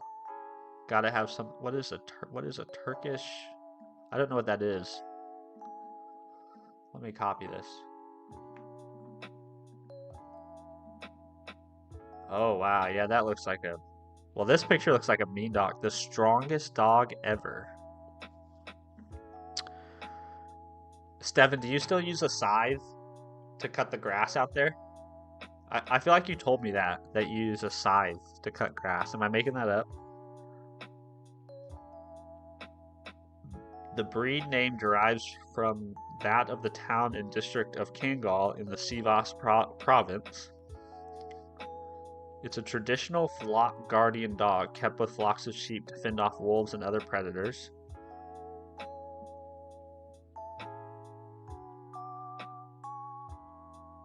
Why this dog?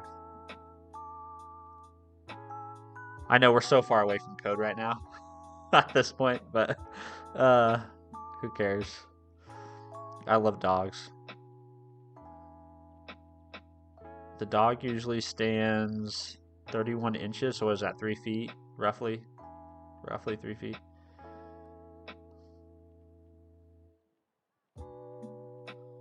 It's not as heavy as other Mastiff breeds. So, oh, it's cool. So it's like a Mastiff-like dog, but it's faster, more agile. That's kind of cool. I do. You can use it later to easily feed animals. We give it to our friends who have a rabbit farm. Oh, very cool. Yeah. Yeah. I thought I remember you saying that. The dog that I want, this is the kind of dog I want so bad. So I always had, my family always had schnauzers growing up. I don't know if you guys have heard of those dogs. But my family always had miniature schnauzers, but I would love a giant schnauzer. These are like they're not big, but they're bigger. But I just love the look of the all black. Like I would love to have that dog that looks like that. How do I go back? Maybe someday. I promise my son wants a corgi. That's the next dog I think we're gonna get is a corgi. Kangals seem mean, but they're super family oriented. Also, it's huge like a bear, but it likes to cuddle and stuff. Very cool. Well, that sounds like the perfect dog. A protector and a cuddler. Yeah, I feel you, man. Dogs are the best. All right, let's see if changing that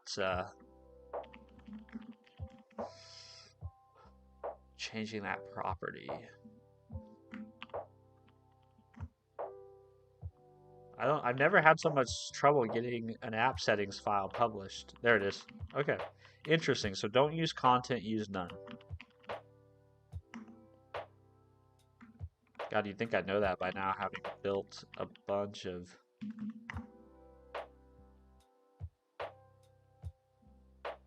The Microsoft.extensions property must be set, or the model must be provided when constructing the client. So why...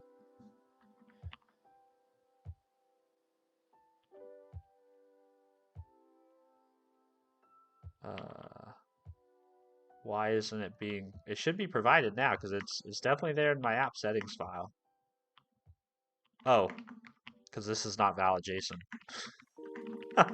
That is not valid JSON. Let's try this again. .NET build, and then let's see. .NET run.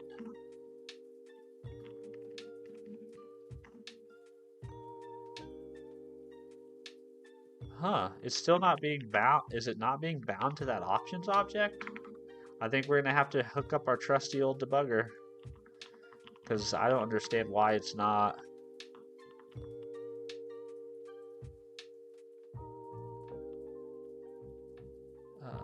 I guess let's put a breakpoint here, and let's do actually, before we do that, let's open this in Visual Studio Code real quick.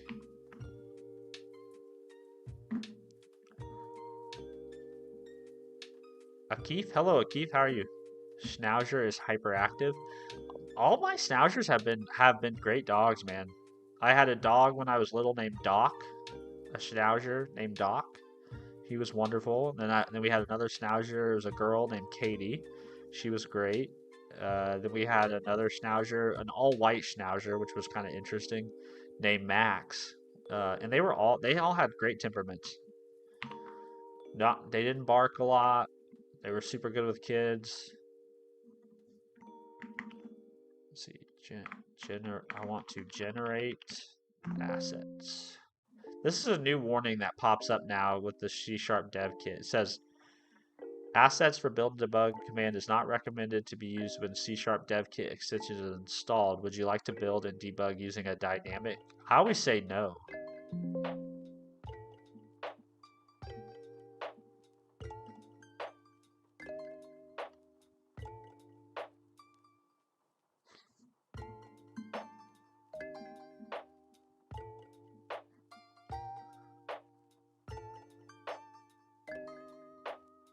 Oh, the Z is like a C because it's German.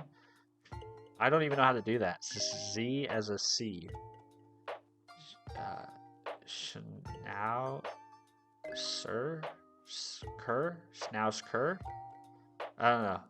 I don't know German. What does it say? The project workspace is still. Please wait a moment. Oh.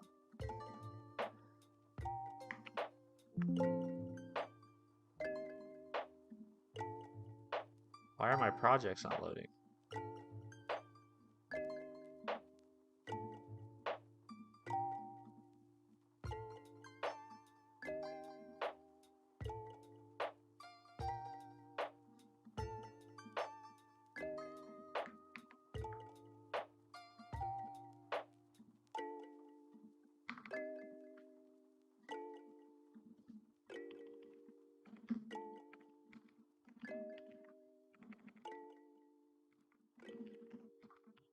Well, this is weird. Visual Studio Code doesn't seem to want to load my...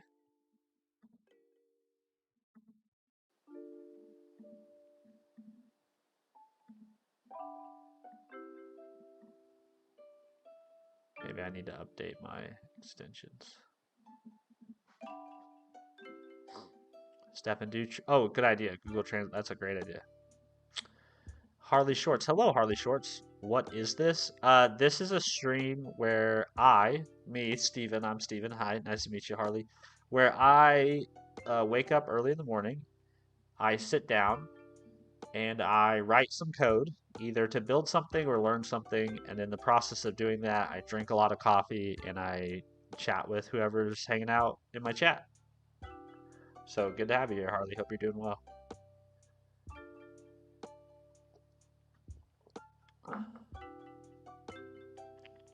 Google Translate. German. Schnauzer. Like that? Schnauzer. Schnauzer. Schnauzer. Schnauzer.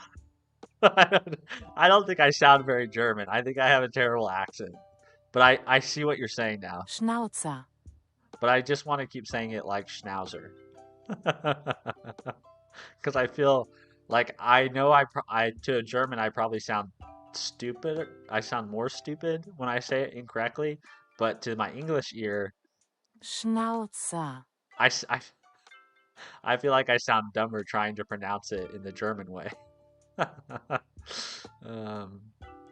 God bless you, Stefan, for correcting me.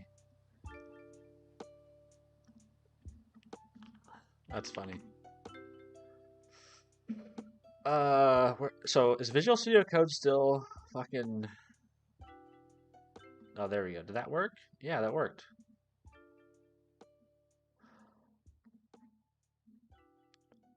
No view is yeah, okay, that's fine. Yeah, turbo. It broke again. What the freak?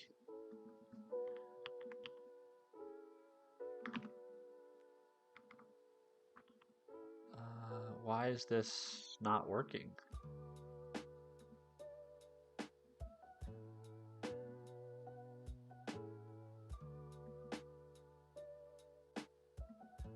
That's super weird. I wonder if it's because... Do I need to set the solution? Let's see. New folder. .vs code. Settings.json. .net. Default solution is Casper.sln.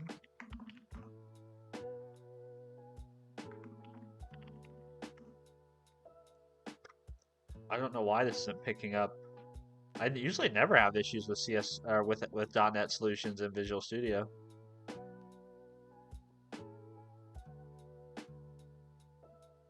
Oh, hold on. I did see an error in there. Errors exist.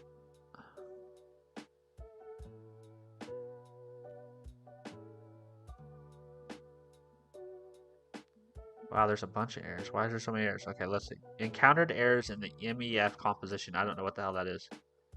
Expected exactly one export matching constraints. Microsoft.Visual Studio something, but found provider.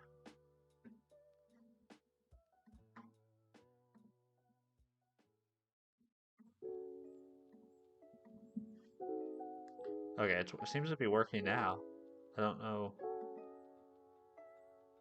I don't know if this setting actually changed anything, but in any event, all I want to do is I just want to generate a launch and a task. No, not file-based for the console. Well, I don't actually want to run it.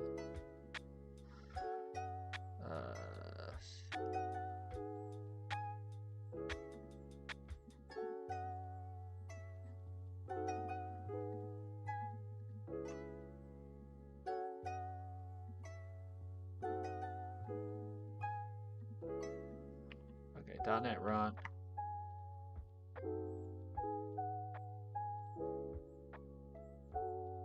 So interesting. I got a different error when I ran it through the debugger.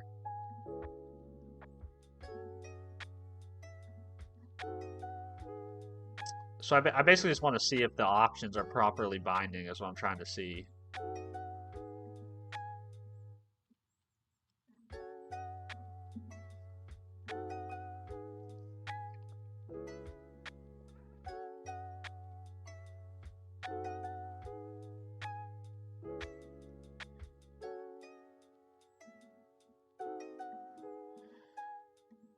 Let's see, value.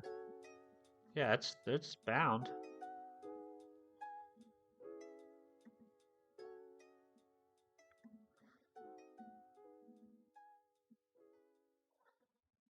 An invalid request URI was provided. Either the request URI must be an absolute URI or a base address must be set. So yeah, so this makes sense. So I'm actually getting to the part where I actually try to make a request. But why is that not happening when I run it from the command line?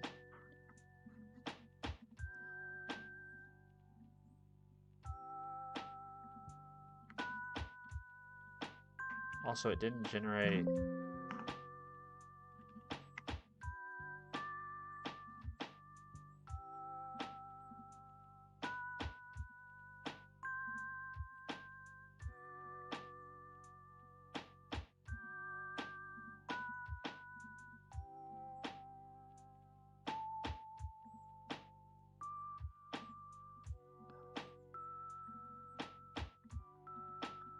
Okay, this has got me all fucked up. I don't know where.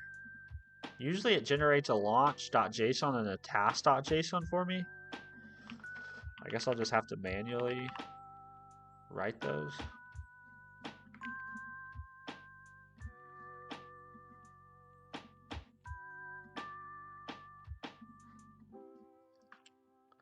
Hello, Jean. How are you?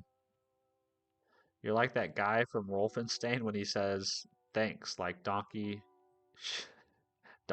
Sean. I've never seen Wolfenstein. Never seen that.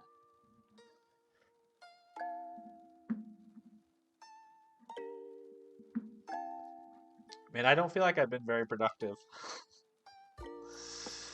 I don't know why it's taking me. Why is it? Okay?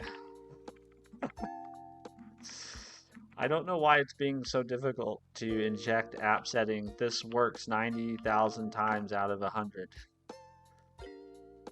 So I have that.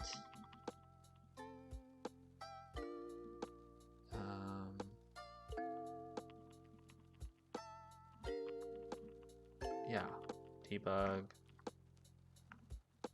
net10.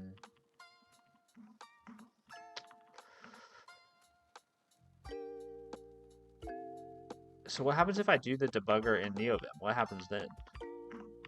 Let's see. Yes, that's fine. Then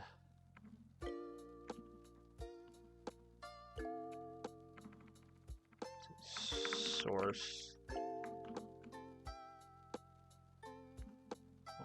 console app. Okay, built. Wonderful. Continue. We want to debug net. I know you guys probably can't see this because you have the chat window open, but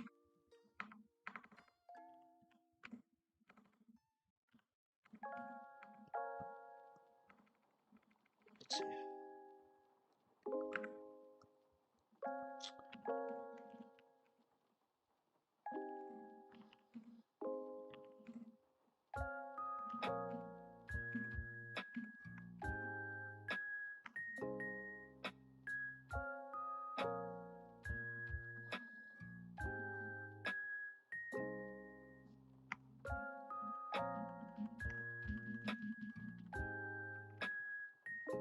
Huh. That's super weird. So when I run the debugger in NeoVim, there's nothing here. When I run it from the command line, there's nothing here. But when I run this app, in the debugger in VS Code, these values are properly bound. That's really odd behavior.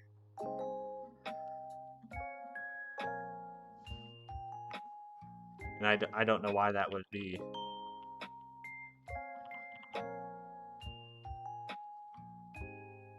Is it some sort of environment variable? Or I don't know why that would matter.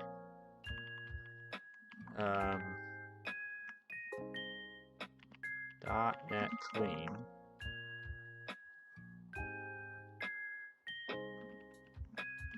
.NET run.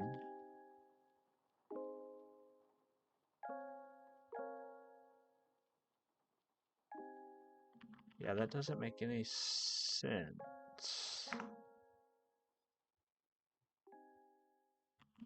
Does it?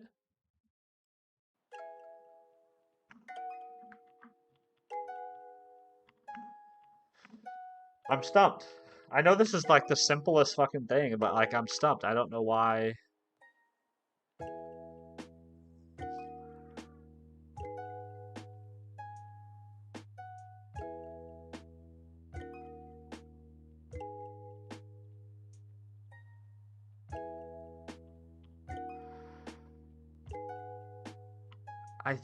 I'm pretty sure this has. See, look, it says right here. It says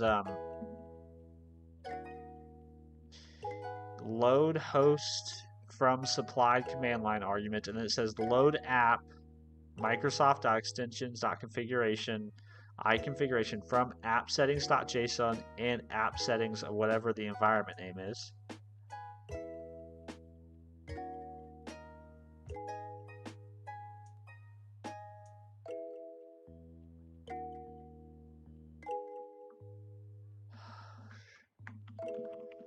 It's frustrating. See you, Stefan. Have a good day, man. Thanks for hanging out with me. Appreciate you.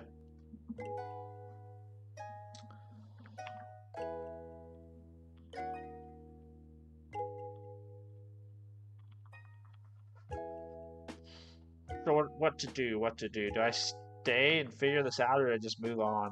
Because I want to. Yeah, I don't. I want to. I want to figure this out. So why? Why no work?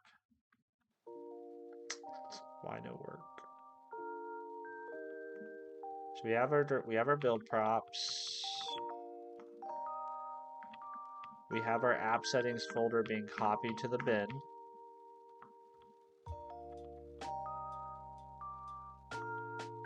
There's our app settings. What else? The API version is, so it looks like whenever we run this from the terminal, these options are all being initialized to their default values.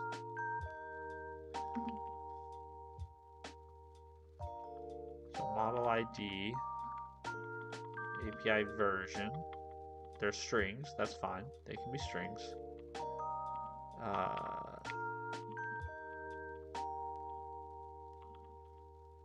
What else?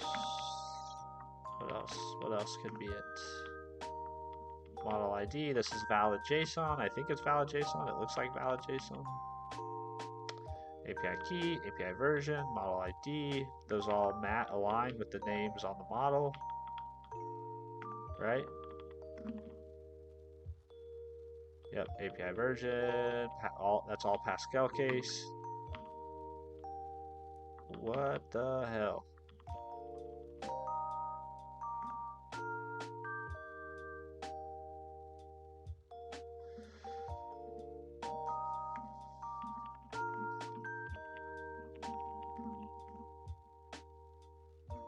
I just opened up this in Visual Studio.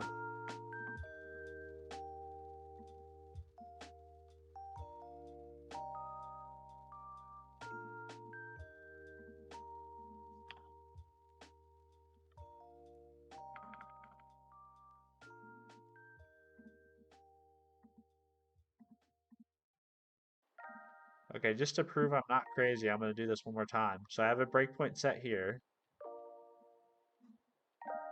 And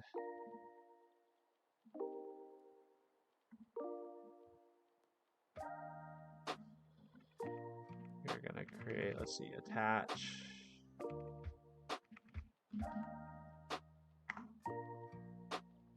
Target framework is,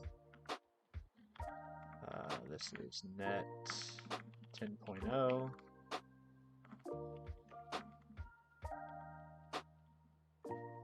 What is that folder? Is it net 10? Net 10.0, yeah.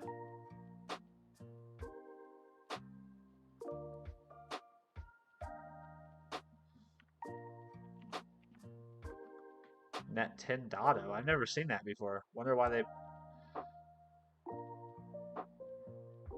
That's weird. I've never seen it. I've never seen them add the minor on the end of it like that. And the project name is going to be casper.console.dll.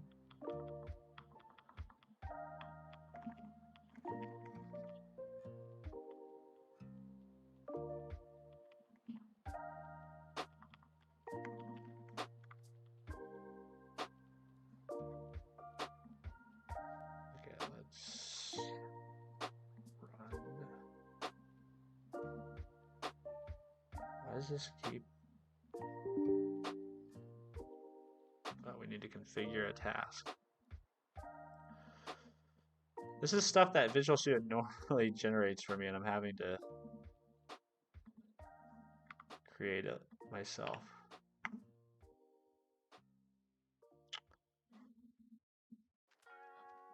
Dima. Hi, what you working on? Hello, Dima. So I'm working on a small little console app to explore this new framework that Microsoft released called the Agent Framework.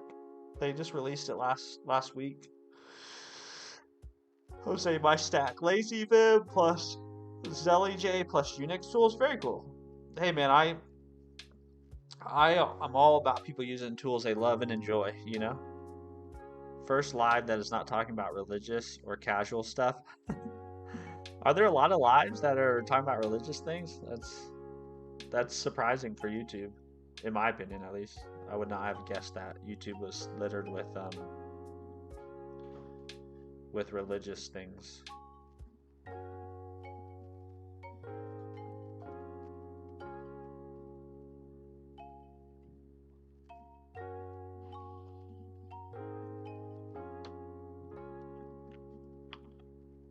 Well, no. I mean, I am a Christian, but I'm not. My stream is not about evangelizing my religion. So, welcome. Welcome.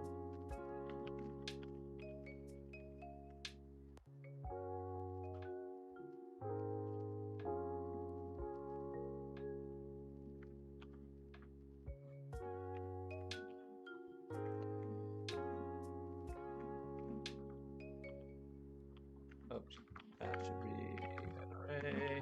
Oh, I hear my wife. The family is waking up.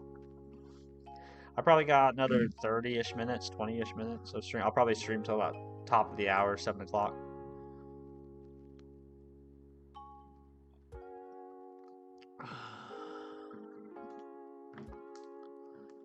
Artemis the Bird. Unfortunately, yeah, there are a lot of lives like that.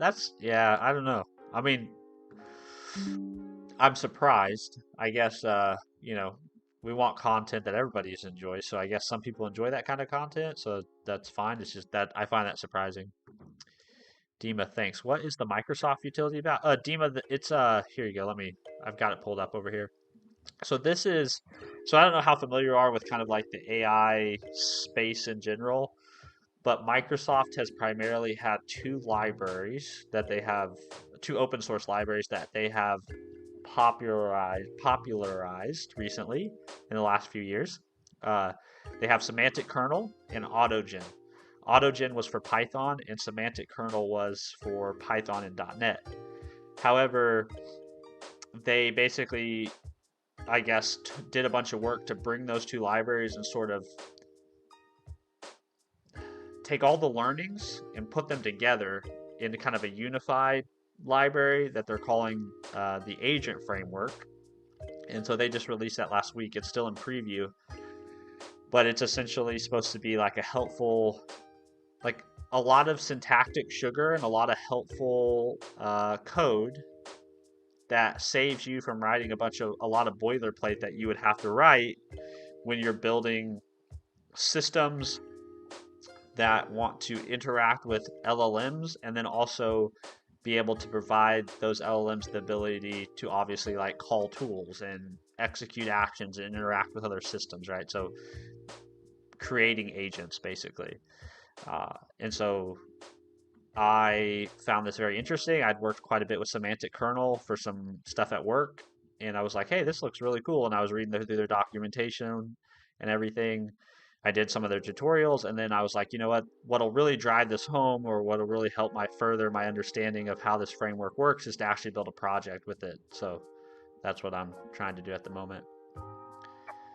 Mr. Lamb, do you know Mr. Stephen Blum?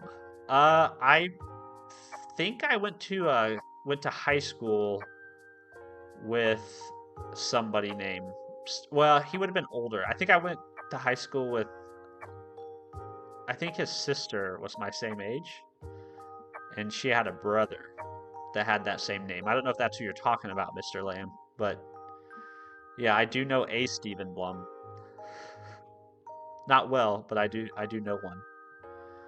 Jose, I prefer Go instead of .NET, by the way. Hey man, you do you, Jose. You do you. I actually, so it's on my goals for the years. I want to use the Go programming language to do Advent of Code this year. So, I feel like use the tools you want. I prefer C# and .NET most of the time, but I do want to broaden my horizons, so I'm going to try to use Go as my language of choice for Advent of Code. Dima, currently studying RAG stuff. Very cool. Yeah, RAG is cool. RAG can be fragile. Like it's very cool, but it's also, you can find yourself feeling very frustrated because at some point it becomes this trial and error game, and then you also have to deal with like the synchronization of data, because you obviously probably have your data stored in one place, but then you also have to get it vectorized and stored in another place, and then you have to keep those two things in sync all the time. And yeah, RAG is a whole thing, but that's awesome that you're studying it. Bryce, how much you charge to deploy a website? Depends on what the website would do, Bryce. Like a static website, not much. I mean, obviously you'd have to, if you're charging me to build it, if all I have to do is take your static files and copy them to a server, that's not that. I mean, it's not something I'm going to charge an arm and a leg for. You want me to build your website and deploy it? That's a whole nother thing. But you're welcome to, Bryce, if you're interested in talking about something like that. Just join my Discord. Discord.stephenfreeborn.com. I'm always open to freelance things. So if you want to talk about a project, happy to talk with you about it. AI with Shiraz. Can we develop telecalling agent using LangChain. I don't know much about LangChain AI with Shiras. That's primarily a Python TypeScript ecosystem tool because that they have SDKs for those languages. I know I think there is like a C# implementation of LangChain, but I think it's third party. It's not by the actual LangChain team. But I'm guessing you could. Like if it allows you to do agentic stuff, I'm 100%. I mean, basically AI agents are just API calls to an LLM with specific prompting and some tool calling. I mean, that's at the very now. A lot of these libraries make it much more succinct and elegant to set all that up, but under the hood, right? They're at the end of the day, the agents are still just talking to an LLM. The LLM's predicting some tokens, and then the code that developers and engineers are writing, which supposedly there's no need for developers or engineers anymore, but the tokens that the model outputs is then used as inputs to some deterministic code that some engineer or developer wrote. Jose, I spend €3 a month for my Hetzner VPS with free BSD, CBSD jails to deploy my things there. Hotel Prometheus, Grafana, Jaeger UI, Elasticsearch, and Kibana. They provide a pretty cheap and powerful VPS. I've not used Hetzner myself. I actually don't have, the only VPS I have is in Oracle's cloud because it's free. And then all the other VPSs are just actually like servers in my house. I've never used FreeBSD. I usually just use Ubuntu on all the boxes that I have, all the servers I have out there. OTel is awesome. Love OpenTelemetry. Prometheus is great. Grafana is great. I've never used Jaeger. My only interaction with Elasticsearch is work related, but nothing for personal projects. And I've never used Kibana. Most of the time, though, too, like for me personally, being in the .NET world, I'll usually, if I do add OpenTelemetry, I'll just pump it over to Seek because Seek supports OpenTelemetry logs and OpenTelemetry traces now. They don't support metrics yet, which is kind of a bummer. I don't know if they're ever going to support metrics. But yeah, it's super easy to instrument a .NET app with OpenTelemetry. There's a bunch of just like auto instrumentation, and then you give it your endpoint and let it rip. Actually, what I usually do for OpenTelemetry stuff is I usually follow kind of the best practice, which is I send OpenTelemetry to a collector, and then the collector distributes it to whatever backends you want to distribute it to, right? Which is nice because the nice thing about that is then you have one central point for your applications to send your logs, your traces, your metrics to. And then the collector can be configured to send your logs, your traces, your metrics to a variety of places, right? You can send it to Grafana. You can send it to, well, I guess it's not Grafana directly, but you can send them to places that you want to visualize that data, which is pretty cool. Artemis the Bird. I'm currently learning Rust, and I absolutely love it. People, for some reason, flame me for liking Rust. No, hey, man, use the tools you like. I started working my way through... God, man, it's been 9 months now. I started working my way through the Rust programming language book. That's like, I think that's kind of the primary resource, or the primary source for that language, right? Most people say like start with that book. And I got all the way to the chapter on ownership, like the borrow checker, and that's kind of where I stalled out. But it was fun, the bits that I did. Maybe I'll come back to it at some point. I just kind of fell off the learning grind there. Jose, Rust syntax sucks in my honest opinion. Yeah, I made a short about that. People seem to love that syntax, but I find it not particularly readable. However, that could be a skill issue, right? Like maybe I'm not a Rust developer, so when I look at the syntax, it doesn't look elegant and understandable because I'm not a Rust developer. Um, people say the same. I've heard people say the same thing about a lot of languages, like I don't find C# readable, or I don't find TypeScript. So beauty's in the eye of the beholder, which is why my position on these things is this. Let me find my post here. This is my position on languages, editors, frameworks, everything. You should just use the tools you enjoy. Use the tools you enjoy.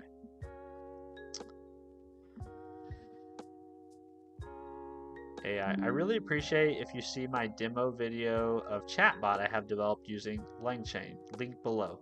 AI with Shiraz. I think your link won't come through. But yeah, people go check out AI with Shiraz's demo video of a chatbot with LangChain. I don't have any interest in it. I don't plan to use LangChain, so I'm not your target audience.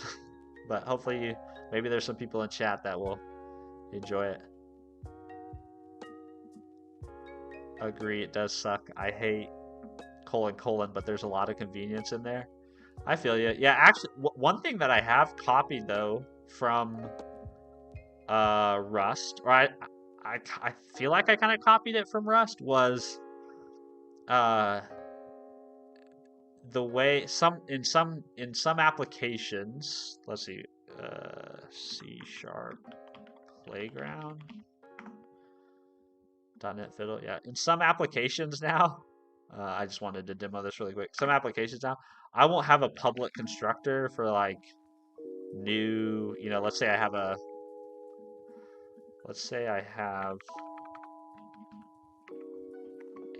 class that is person, like this.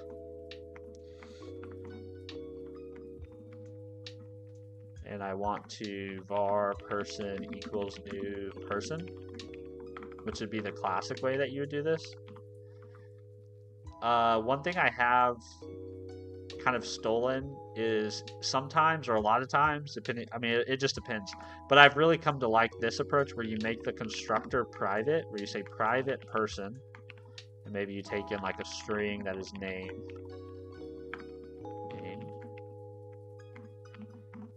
I've kind of taken to using this approach where I say static, and then this returns a person, and then I use the from keyword, or I'll use the new keyword like this. Oops, sorry, new, from string name, like that. Return new name. And someone's going to say, like, why would you do that? So much extra code to accomplish the same thing. You're right, but it kind of looks nice. Like, I picked this up from that Rust book, because Rust kind of has that same idea where it's like new. I forget exactly how it is in Rust. Rust constructors example.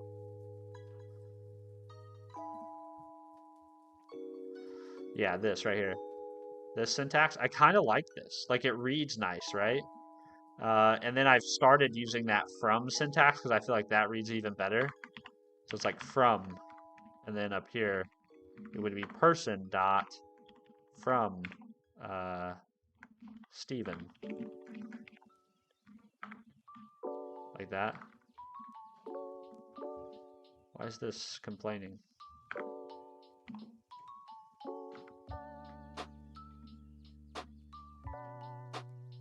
Oh, because this, do I need to mark? No, I shouldn't have to mark that as static. I don't know why. Does this need to be public? There we go. And then the nice thing about this is then you can overload it, right? Because then you can say public, static, person, from, right? And yeah, in some cases it might just be a wrapper to the underlying private constructor, but in some cases you might want to take in like a more complex object and do something crazy before you construct the object. So I know that's kind of silly, but I think it reads nice. Reads good, reads well, reads nice. Reads nice doesn't sound very smart. I've completely lost my way here. AI with trust. Can you specify your area of interest? I don't particularly have one. I like to write code. I like to solve problems. Sometimes that has to do with building websites. Sometimes it has to do with building CLI. Sometimes it's using AI and then large language models in the code I write. Sometimes I just like to sit down and build something pretty with CSS. So I don't have a particular specific area. I would say like I'm not trying to categorize myself into a particular thing. That's why my stream's called Code Coffee and Chat, because that's the only things I can kind of guarantee that I will sort of have going on in any given stream. I'll talk to you, I'll drink some coffee, and I'll do something with technologies and something with code at the moment. Jose, there is programming language called Nim, former Nimrod. It is not a strict object-oriented programming language, but you can extend any type with any method on any place, even native types like string or integers. So the extending, okay, I like the extensibility, but extending any type, even the native strings and integers, that's kind of wild. I like C Sharp's approach where you can do extension methods, right? But they don't necessarily pollute everyone else's use of those types, right? Without necessarily them explicitly opting into those extension methods through like a using directive. I think that's a really not. I really wish TypeScript had extension methods like C Sharp does. That would be awesome. Right now, the only way to accomplish that sort of thing in TypeScript or JavaScript is you have to pollute the underlying type's prototype, which if you're a JavaScript or a TypeScript developer, that's kind of dangerous to do, right? Because you're basically screwing with other people's code, and they might not be aware that you're screwing with it if they import your module and you start adding things to the underlying type's prototype and they don't necessarily know about it. It's not really recommended to do that. I've gotten completely off topic with where I was, but this is way more enjoyable talking about this stuff than trying to figure out why the hell my app settings don't get properly loaded in my application.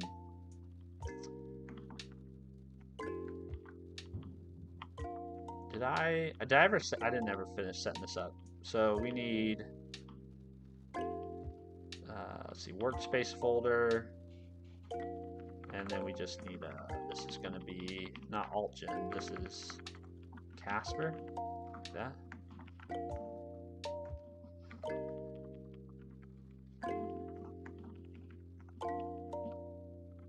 Oh, I think we already have this open in Visual Studio Code. Yeah, we do. Alright, so let's try to run the debugger. Hopefully this time it works.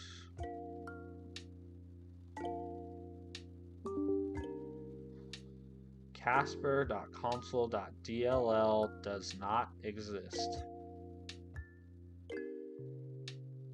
Okay, let me see. Open launch.json.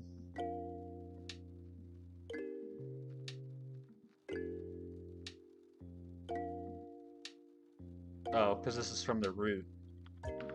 So this should be source Casper.console. Like that. That's what it should be.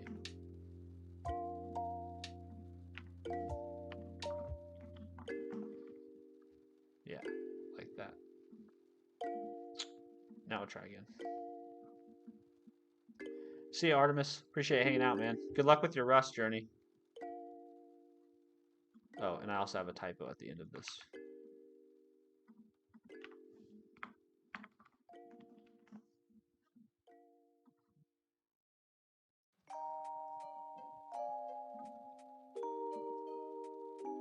What is that you define a function and the first arg type is used as self in object-oriented. So once the function is defined, you can use the function as a method on any var having the same param type. Yeah, that's exactly what it is.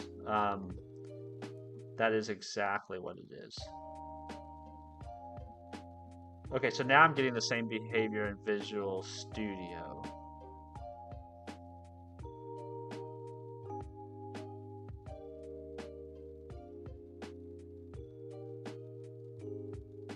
So I wasn't getting that behavior earlier. So now I've replicated it. So there's something Visual Studio is doing differently. Yeah, so going back to the whole idea of extension method, right? So I can demo that really quick.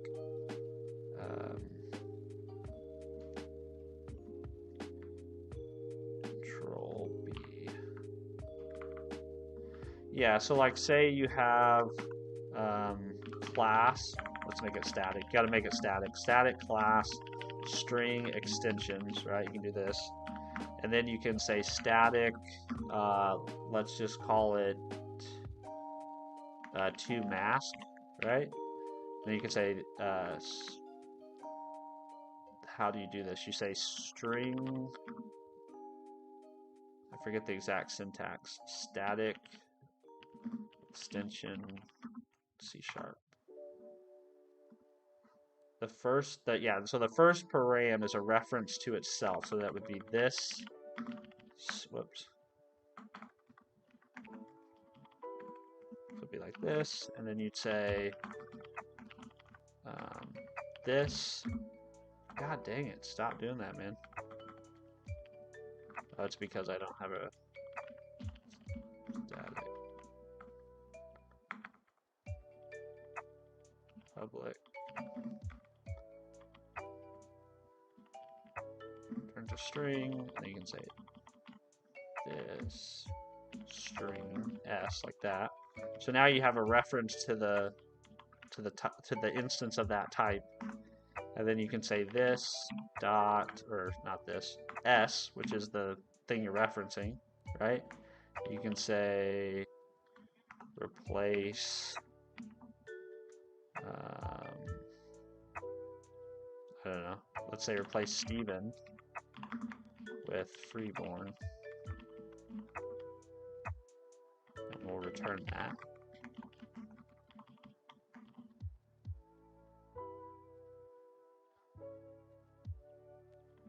Wants me to pass in a string comparison dot. Yeah, so you could do something like this, and then up here now you could just this is a string, right? So text is a string. So then you could say to mask.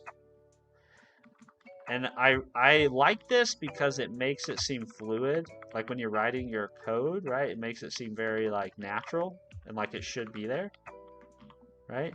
But not everyone is going to get this extension unless they opt into using my string extensions, right? Whatever namespace this falls in, they would have to usually using to pull this in. And .NET does this all over the place in a lot of like core like SDK libraries and APIs. They have all kinds of extension methods that you can suck in to your code and make it more convenient to do things. I really wish TypeScript and JavaScript had that feature.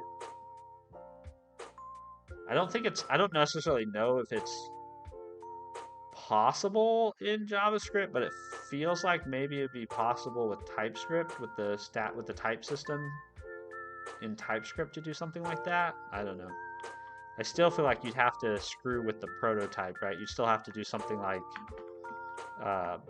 in JavaScript, you'd have to do something like string.prototype.whatever, you know, which doesn't feel good to do. Hey, what's up, Rohith? I missed a lot of your streams lately. Yeah, that's because I kind of did an about face on everybody. Damn, .NET is pretty cool. Yeah, it really is. It's a really cool language. C# is very cool. Which I'm always careful to differentiate between .NET and C# because you can technically write C#, F#, or VB.NET, and that all those languages can be supported by the .NET platform. But C# is particularly a cool language. It's definitely very object-oriented, but they've sucked in a whole lot of functional programming paradigm lately. So you can kind of get away with using either paradigm and C# a little bit. But yeah, very cool language. But Rohit, what I was going to say is, yeah, I kind of switched up my schedule. Like, I was streaming in the like mid morning my time, mid afternoon my time, and then I've moved the stream to like 4 a.m. my time. So that's probably why we missed each other. MD, hey, nice haircut. Yeah, man, thanks. I got it cut yesterday. I try to go like every 3 or 4 months. If you look at my YouTube thumbnails, you can kind of see the frequency at which I get my haircut. It's not very often. Well, it's 7 a.m. I know I didn't quite figure out what's going on with my app settings here, and I know I wasn't very productive, but I had fun. I'm gonna go upstairs and say hi to my family. It sounds like they're all awake for the day, so I'm gonna go up there and hang out with them before they head off to school. .NET is actually an umbrella for multiple things like Java ecosystem for Kotlin, Java, and so on. Yeah, exactly. .NET is sort of the platform, and so all those languages, C#, F#, VB.NET, they all get compiled to an intermediate language that's supported by the Common Language Runtime, the CLR, which is pretty cool because then multiple language on one framework or one platform. All right, I'm gonna go upstairs. I hope you guys have a great rest of your Wednesday. If it's already Thursday for you, can have a great rest of your Thursday. Otherwise, I'll see you in a short or video or another stream. If you guys do want to interact outside of the stream, the best place to find me or the people in chat is in our Discord, which is at discord.stevenfreeborn.com. Otherwise, I'll talk to y'all later. All right, bye y'all.